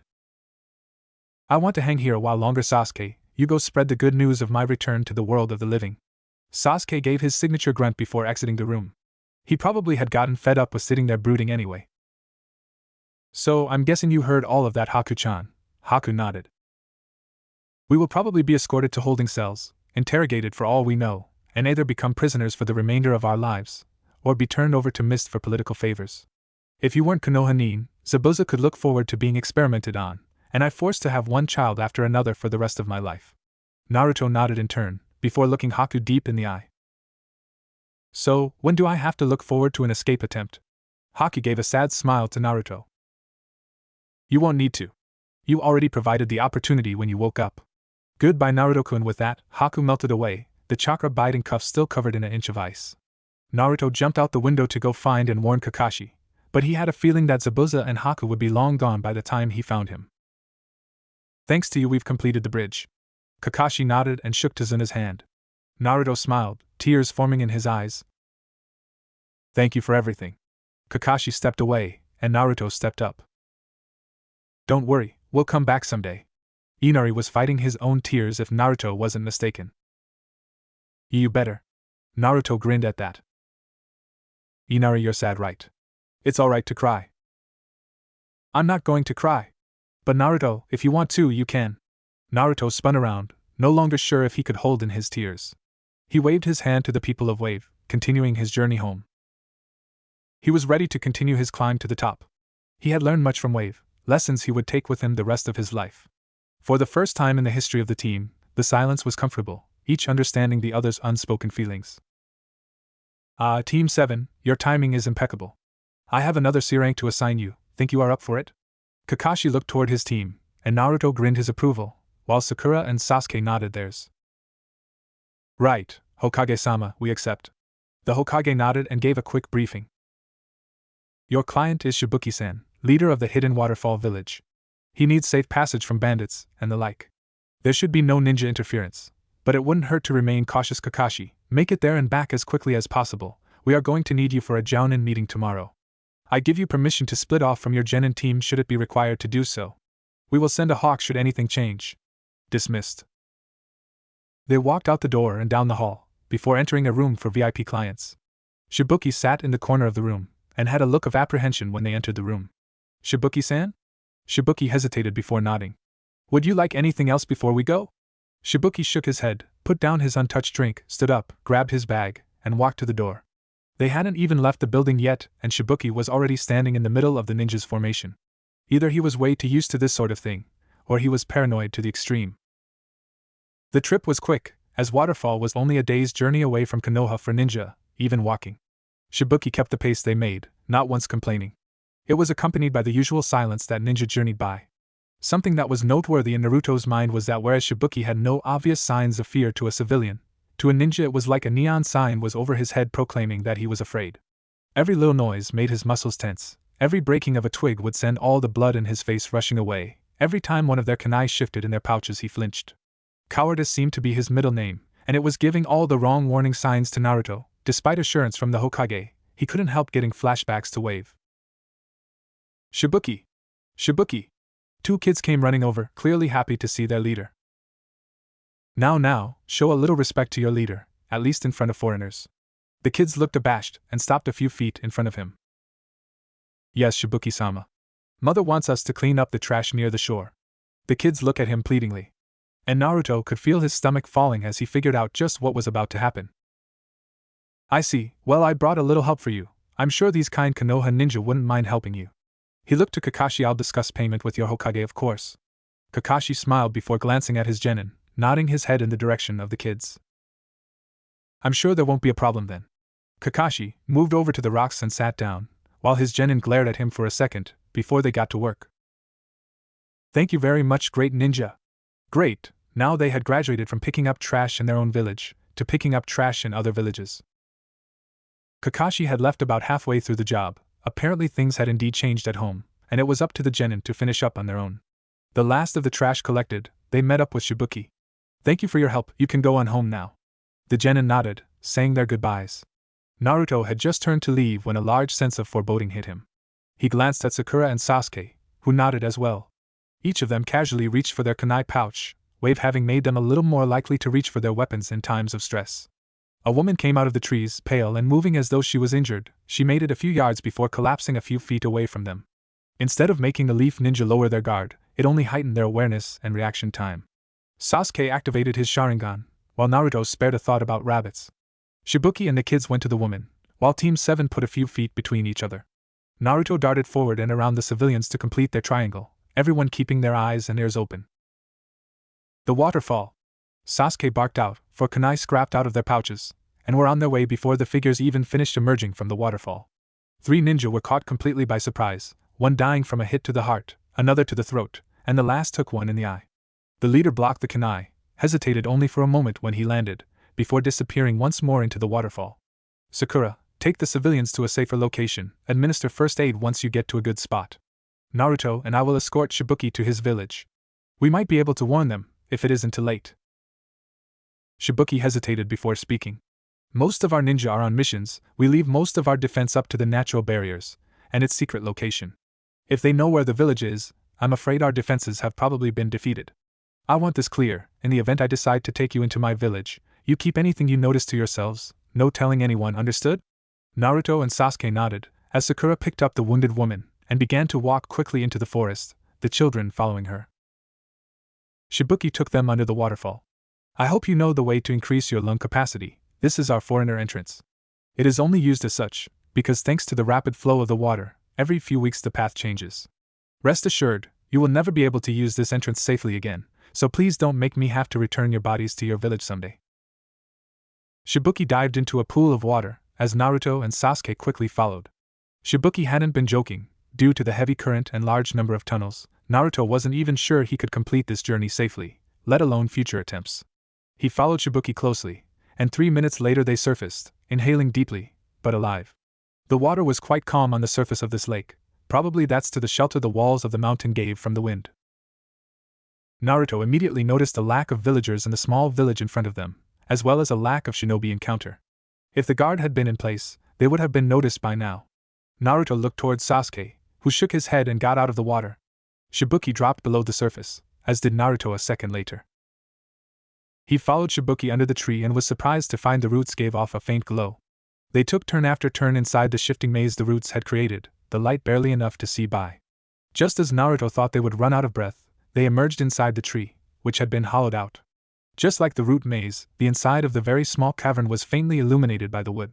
Shibuki motioned for Naruto to stay put, as he entered a shrine. Shibuki emerged a few minutes later with a jug of water, which obviously carried some importance to him. Naruto just followed Shibuki as they went inside a small passage, which then led to another maze. It must have been expanded repeatedly over the course of the village lifetime. One would need a guide or be seriously lucky to make it out of this three-dimensional maze. The natural defenses of this village could have allowed 2 to 3 ninja to hold off entire armies. For a ninja to have made it into their village, there must have been a trader who sold them out. Probably took out the guards too. Shibuki finally stopped near the top of the tree, where there was an opening that looked down on the entire village. Naruto could barely make out who was who, but after a few minutes of observation, he felt he could safely make a call on who was enemy and who was ally. Sakura and Sasuke had both been taken prisoner, as had all the civilians. Judging by the small pile of bodies a fair distance away from them, there were no waterfall ninja captured. A few burnt bodies showed that Sasuke had put up quite the account for himself though. Only 7 enemy ninja left, a leader, probably 3 squad leaders, and the last squad they hadn't taken out yet. Shibuki finished observing the situation and collapsed against the wall of the wooden tunnel. Naruto could see the indecisiveness that was keeping him frozen. He kept looking to the strange water jug he had brought with him. He uncorked it and started to tip it over, before stopping himself. A few seconds later he brought it to his mouth, and a few seconds after that recorked it without drinking any. He repeated this motion a few times, before Naruto went back to observing the enemy. The lone female summoned a water whip, and flicked it at the children, only for what he thought was Sakura to push herself in front of the children, taking the blow. When the woman brought it up again, Sakura moved in front of the blow again, and again, and again. This was agonizing to watch. We can't just sit here, those people trust you, what are you going to do with that trust? Shibuki stared at Naruto, still frozen with indecision. Naruto waited a few moments, before he decided he was doing this alone. When people ask you about this day, what do you want to be able to tell them?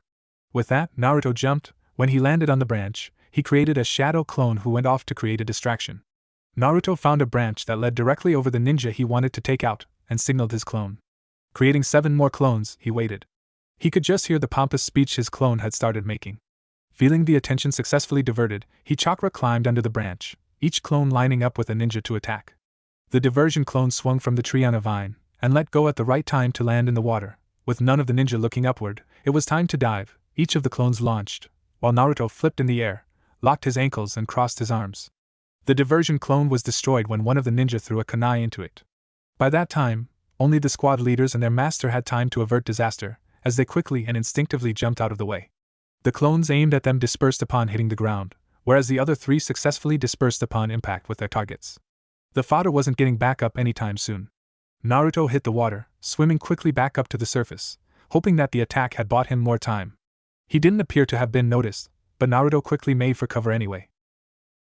Once on land, he quietly moved through the bushes slowly, being very careful to only move when the 4 remaining ninja weren't looking in his direction.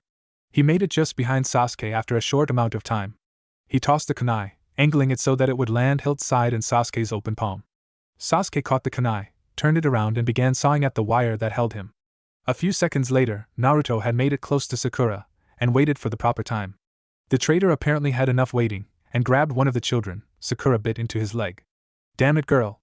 Get off!" He kicked Sakura off of him and closer to Naruto, Shibuki, and friend. "I know you can hear me. Give me the hero water and surrender or I will kill this girl. You have 5 seconds to do so." Naruto waited till he got to the count of 1 before making his move. He darted past Sakura, dropping a kunai into her hands as he went past. The traitor moved to kill the child, anticipating the rescue attempt, but Naruto got there first, grabbing the man's hands and forcing him to drop the child. Naruto felt the quivering of a thrown kunai in his back, and felt the strength flee from his limbs. He fell as the traitor broke his weakened grasp, kicking Naruto away from himself. "Naruto!" The little girl he just saved screamed, but if he didn't stall for more time, she would be screaming for other reasons. The capped shinobi picked him up. "Kid, you just don't learn, do you? What kind of hero are you now?" Naruto gnashed his teeth and decided to engage in macho bluster. "As soon as I catch my breath, you'll find out." Naruto would have bit the man, but he wisely kept his limbs away from Naruto's teeth. "Enough, this is only wasting our time. Come here, girl." The girl struggled and cried out, as Naruto's fury built.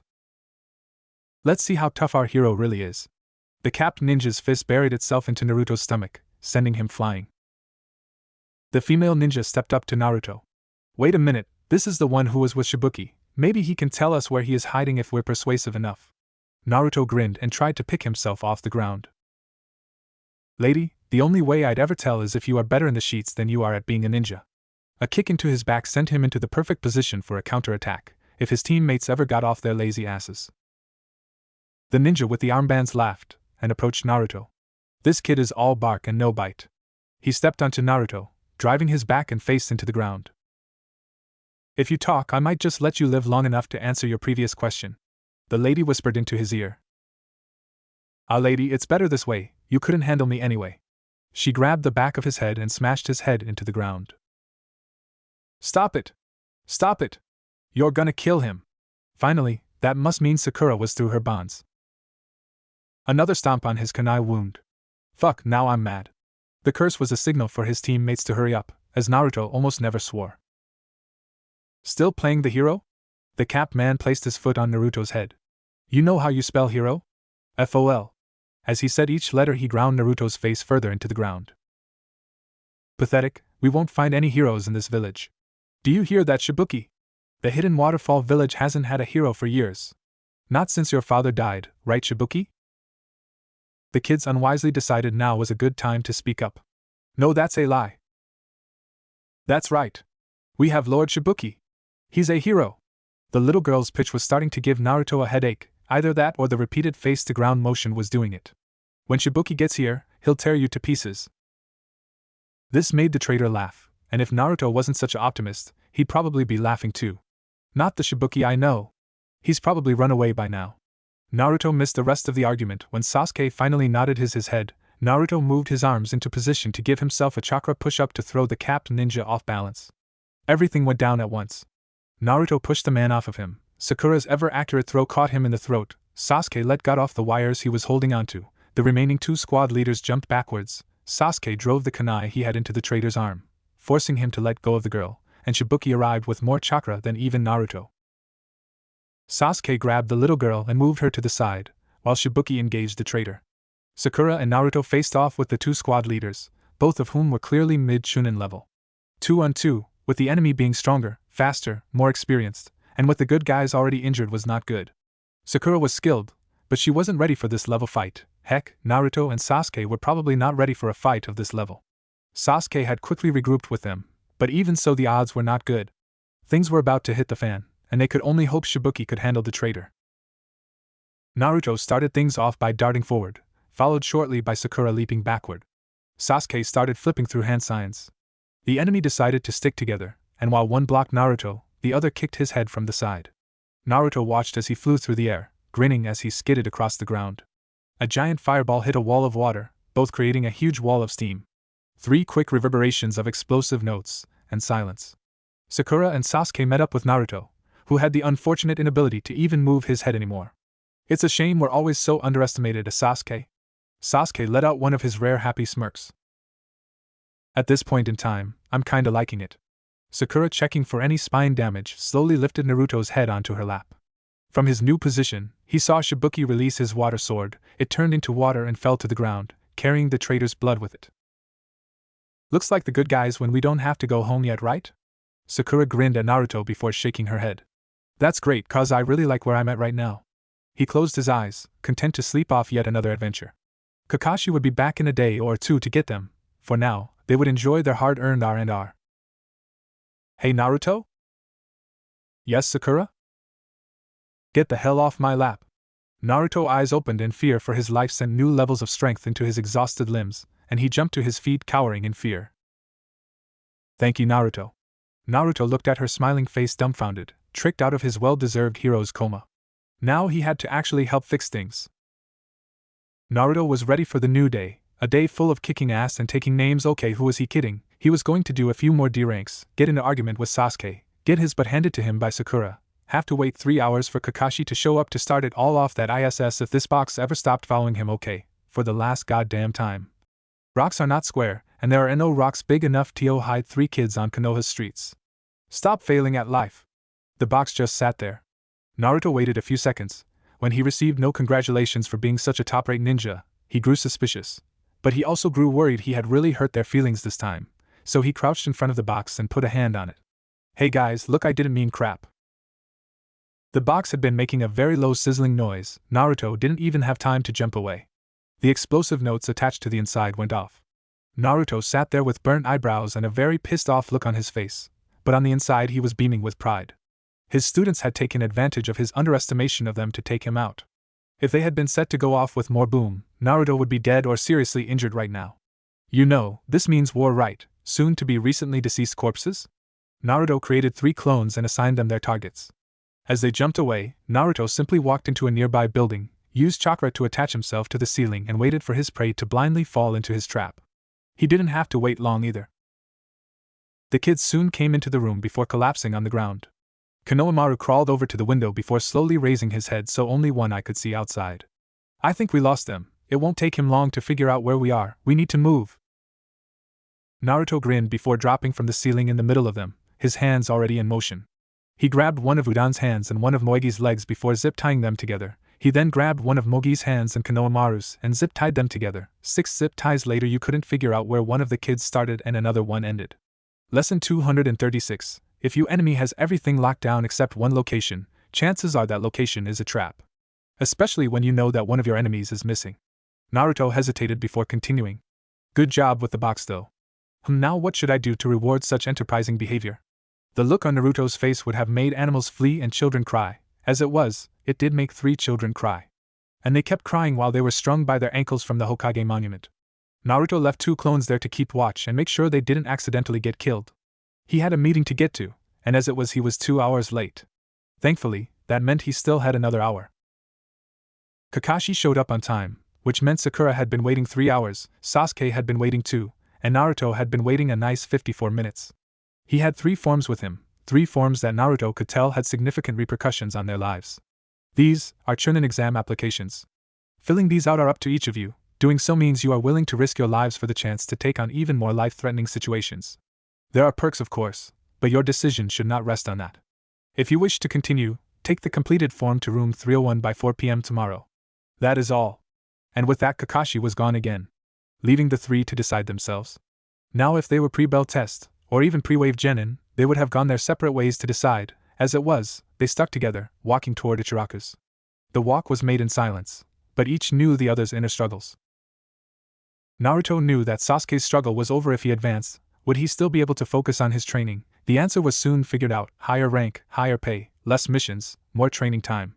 Sakura was fighting her own lack of faith in herself that being in a team with Sasuke and Naruto had only made worse. Yes, she wasn't helpless, and she contributed solidly to the team, but if she was on her own, she didn't think she could handle the exam. Her answer soon came into being: if she didn't at least try, she didn't deserve to be on the same team as them. Naruto had both the easiest decision and the hardest. His journey to the Hokage seat could not move forward unless he took the next step, but where he was right now was the funnest Naruto had ever had in his life. Pissing off Sasuke and watching Sakura bloom, while they both acknowledge him in at least some way, was truly worth more than almost anything Naruto could imagine. Naruto knew that time waited for no man, and that he couldn't be Hokage if he put himself before the village, and so if his sensei thought he was ready for this exam, it would be selfish to stall. And so with each having reached a decision, they all continued forward into tomorrow. Their journey into tomorrow was interrupted by a square box that looked kinda like a rock big enough for 3 kids. Naruto stopped, but his teammates advanced. The sound of the notes reached all 3 of them at the same time. Sasuke jumped away. Sakura tried to do the same only to slip on a rock. Naruto jumped forward, grabbing Sakura and covering her with his body. His movement brought his lips into contact with Sakura's. On instinct he deepened the kiss. First, the rock did not explode. Second, Sakura realized who she was kissing. Third, Naruto realized this as well. Fourth, Naruto jumped away running like hell, as Sakura followed, fist already primed and ready to break Naruto into little pieces. Fifth, Konohamaru ran after them, wanting to capture this on film. Naruto turned the corner, darting down the street past 2 strangers. Sakura right on his tail. A thud and a cursing genin brought Naruto to a standstill as Sakura stopped next to him, fury temporarily put on hold. "That hurt, you little piece of shit." The boy grabbed Konohamaru by the collar, lifting him into the air. The girl looked bored by the situation. It showed in her voice as well. "Don't, we'll get yelled at later." Sakura and Naruto looked to each other, weighing their options. They needed a distraction, and soon. "Let's play a little before the boss comes." Naruto charged forward. No genin should have been able to react to his chakra-boosted speed, but even so, somehow Naruto felt something yank on his foot, causing him to fall on his face. "Leaf genin are weak." Naruto worked backwards, trying to figure out what just happened. Naruto's head nearly burst into another headache, but he felt his brain speed up. So the genin was a puppeteer. Naruto would have to watch for that. The girl was obviously a wind mistress. Their third had to be somewhere around here, not to mention their sensei. The third probably had an angle on them, which left the possibilities down to 3 places where a decent surprise attack could come from. Basically, I hate midgets. Especially younger ones that are rude, makes me want to kill them. Okay, time for thinking was gone, time for action. Naruto stood, his new angle allowing him to see 3 things. 1. Sasuke had finally arrived and was waiting for the right moment to strike. 2. Their third was right behind him, and Sasuke didn't have a clue. 3. All hell was about to break loose. "Oh well, I'm not involved." "Yeah right, okay, time to save the day." He signaled to Sasuke he had an enemy behind him, and prepared to move. "Well, after this one, I'll take care of the other annoying midget." A stone went flying through the air. Naruto rushed to catch Konohamaru, grabbing him just as the stone hit the genin's hand. He jumped over the fence, placing Konohamaru on the ground. He created a few clones, and had them spread out. Naruto jumped on top of the fence, leaving himself in between both groups of enemy genin, but also cutting them off from each other, and ensuring the wind mistress couldn't attack without hitting her teammate. "What are you bastards doing in our village?" The genin looked like they were about to give a cutting comment, but Sasuke cut them off. "I know why you are here, but just what do you think you were doing to the grandson of the Hokage? If I were you, I'd think very carefully about my next sentence." Instead of warning the genin, it only seemed to piss him off more. This was not good. "Hey punk, get down here. I hate show-offs like you the most." He took his burden off his back, probably his puppet. Naruto made ready to take him down. "Kankuro. Stop it. You are embarrassment to our village. Losing yourself in a fight. How pathetic. Why do you think we came to the Leaf Village?" Sasuke palmed a kunai. Naruto followed suit. Sakura shook her head to say she wasn't going to pull explosive tag this close to friendlies. "Listen, Gaara, they started it, and a powerful Ki filled the area." "Shut up or I'll kill you. It looks like we got here a bit too early, but we didn't come here to play around. Let's go." One of Naruto clones dispersed. Naruto waited for the 3 to leave, then he signaled to his team about the new arrivals. Today was not a very good day for dealing with other villages. The 3 sound genin left after a few seconds, leaving Team 7 with a curiosity about tomorrow. One thing was for sure, it wasn't going to be boring. "Hey Naruto?" Sakura interrupted his chain of thoughts. "Yes, Sakura?" Naruto turned to find a fist about to make contact with his face. He just managed to bend back far enough that her fist went overhead. Naruto took off running while Sakura chased after him. This time, Naruto noticed a distinct lack of Konohamaru following with a camera. "Hey!" Naruto ran up to his teammates with his completed form. They had met up just a few blocks away from the test area, so they could arrive as one unit. The building was surrounded by foreign genin, With no hesitation, they plunged into the crowd, slowly making their way to the door. They flashed their applications and entered. They formed a line and Naruto led the way, trusting the others to have his back should anything happen.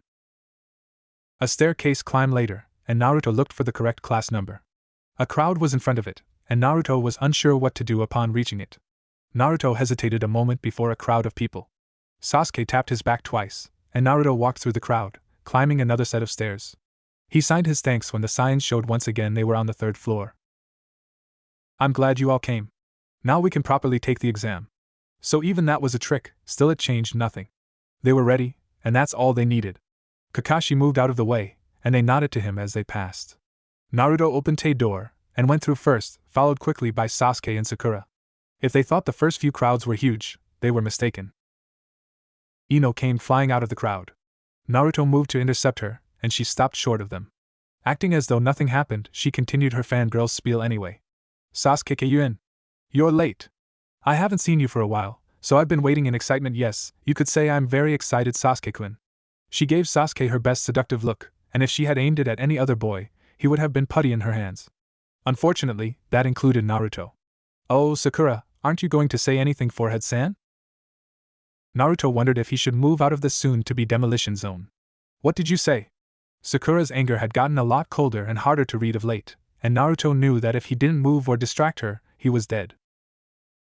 You guys are taking this stupid test too?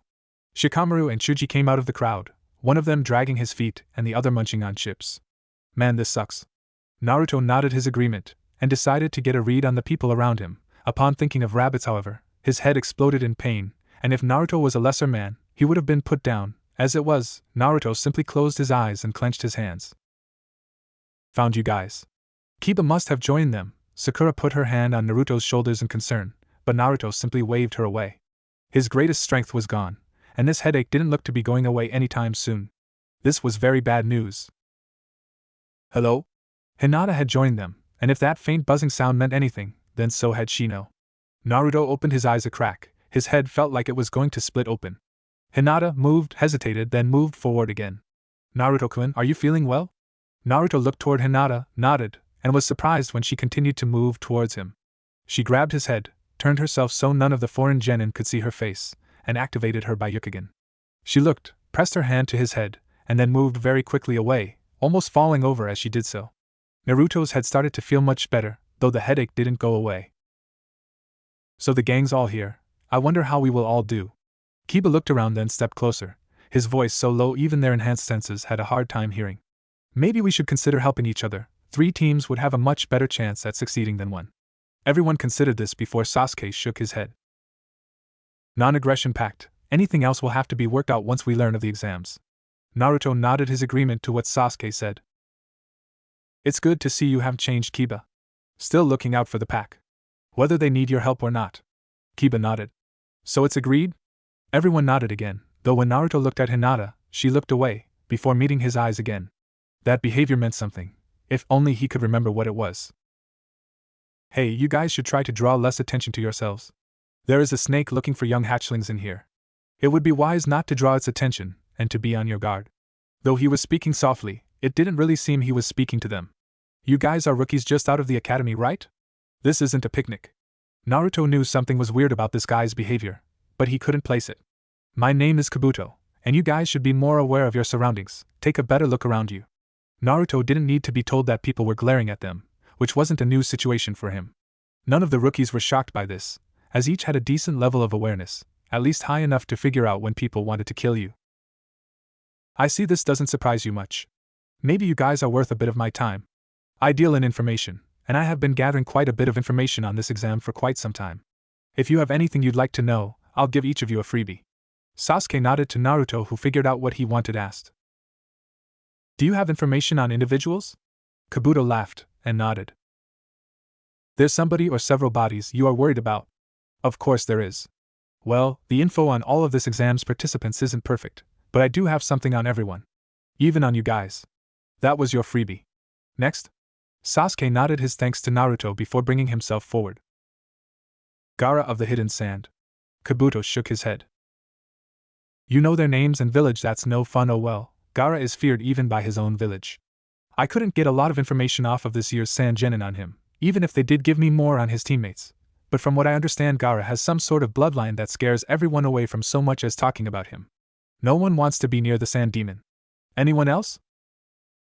Sakura took her shot at it next. Is there anyone here who particularly worries you? Kabuto nodded. Good question. The honest answer to that is yes and no. I have done 7 of these exams and I haven't been killed yet, so I'm not worried about anyone killing me this time either. However, there are many talented genin in this exam this year, so almost everyone here worries me at least a little bit. In fact, this might be the hardest exam in my 4 years of experience. Maybe the hardest I've ever heard of. It might be wise to worry about dying actually. Kabuto scratched the back of his head, looking very embarrassed. Naruto knew those words had affected Sakura, and she needed a serious prep talk. Maybe he'd take a leaf out of the pre-genin Naruto. My name is Uzumaki Naruto. I won't lose to you bastards. Get ready to get your asses handed to you. Please form your line here. If that didn't get angry and therefore less worried, he didn't know what would. Ops, his mistake. Apparently there were 3 takers. 3 sound genin were darting towards them, using the crowd as cover. He signaled to his teammates, only to see everyone nod. Naruto moved in front of the group, just as kunai were thrown from above. Naruto caught them as Sakura threw her own in response, pinning one of the sound genin to the ceiling via his clothes. Team 10 got in the way of the girl, and she came to a stop on seeing herself outnumbered. Teammates seemed to disappear, as they set up their reverse ambush. The third and final genin stopped short, not willing to take on 5-on-1 odds with his teammates dealing with their own problems. Quiet down, you worthless bastards. Ki and smoke filled the room. The Chunin proctors made a grand entrance. Even Naruto was stunned into standing still. Thank you. I am Marino Ibiki, the examiner for the Chunin selection exam's first test. This is as good an opportunity as any to say this. There will be no fighting without the permission of the examiner. Even if permission is granted, killing your opponent will be looked down on. Those pigs that disobey me will be failed immediately, and those who I particularly don't like might not live long enough to find out you failed. Do I make myself clear? Nods filled the room, and many people were shaking slightly. We will now start the first test. Instead of your current seating arrangements, you will each pick one of these tabs and sit in the seat assigned to you. We will then hand out the exams. Yep, it was official. Team 7 was screwed, and more to the point, Naruto was screwed. Naruto-kun, let's do our best. She had a nice smile. It was very warm and no. Must stay focused. Listen closely to what I'm about to say. Do not turn your tests over. We have many important rules that need to be explained first. I'll write them on the board while I explain, but question will not be allowed, so listen carefully. The first rule, you will all start off with 10 points. The test is made up of 10 questions and each one is worth 1 point. This test uses a subtraction system. That means that right now, each of you has a perfect score, but at the end of the test, for every question you miss, you will lose a point. Understood? Not good at all. The second rule is this is a team test. Whether you pass or not will be determined by the combined score of your teammates. So each team will compete to see how many points they can hold onto from the initial team total of 30. Oh good, maybe Sakura and Sasuke could make up for my score. If they can, I'm so dead at the end of this. The third rule is that during the exam, anyone caught by the testing officers doing sneaky activities, namely cheating, will have 2 points subtracted for every offense. So there will be some who will lose all their points during the exam and be asked to leave. Naruto caught that immediately. Maybe there was a chance he could salvage this. Maybe. Realize that the pathetic ones that get caught cheating will be destroying themselves. As shinobis trying to achieve the level of Chunin, be proud ninjas. And the final rule, those that lose all their initial points during the test, and those that don't answer any questions correctly, will be failed along with their 2 teammates. Oh crap, that means I have to get at least 3 answers if I do decide to cheat, or else we all fail. Shit! The exam will last 1 hour. Begin. Okay, so he just had to find just one question he could answer, and he could pass. Looking down his sheet, the same thought kept echoing in his head. Just one. There wasn't one, they were all over his head without his bloodline, and that path might be a no-go. If he tried to cheat, and failed, they'd lose. If he tried to activate his bloodline and it hurt so badly he couldn't do anything for the rest of the test, he'd fail. Cheat, and get 3 answers, or bloodline, and pray. First, he needed to evaluate his options. Were there 3 questions he could just grab the answers for without needing to go into very much detail, or he could work backwards from if he knew the answers. No, at least not easily, as the ones like that were spread all over the page, it would be hard to grab them. None of his jutsu were very good for grabbing information, and neither Sakura nor Sasuke were somewhere they could hand sign that answers from. A kunai flew past his head, signifying the first team got eliminated. They weren't pulling any punches then if they were eliminating people this early. Naruto-kun, her voice cut through his thoughts. She pushed her test out in his direction so it would be easier for him to grab the answers. She gave him another smile. She was risking everything here. This could be considered a form of cheating for her too. For him,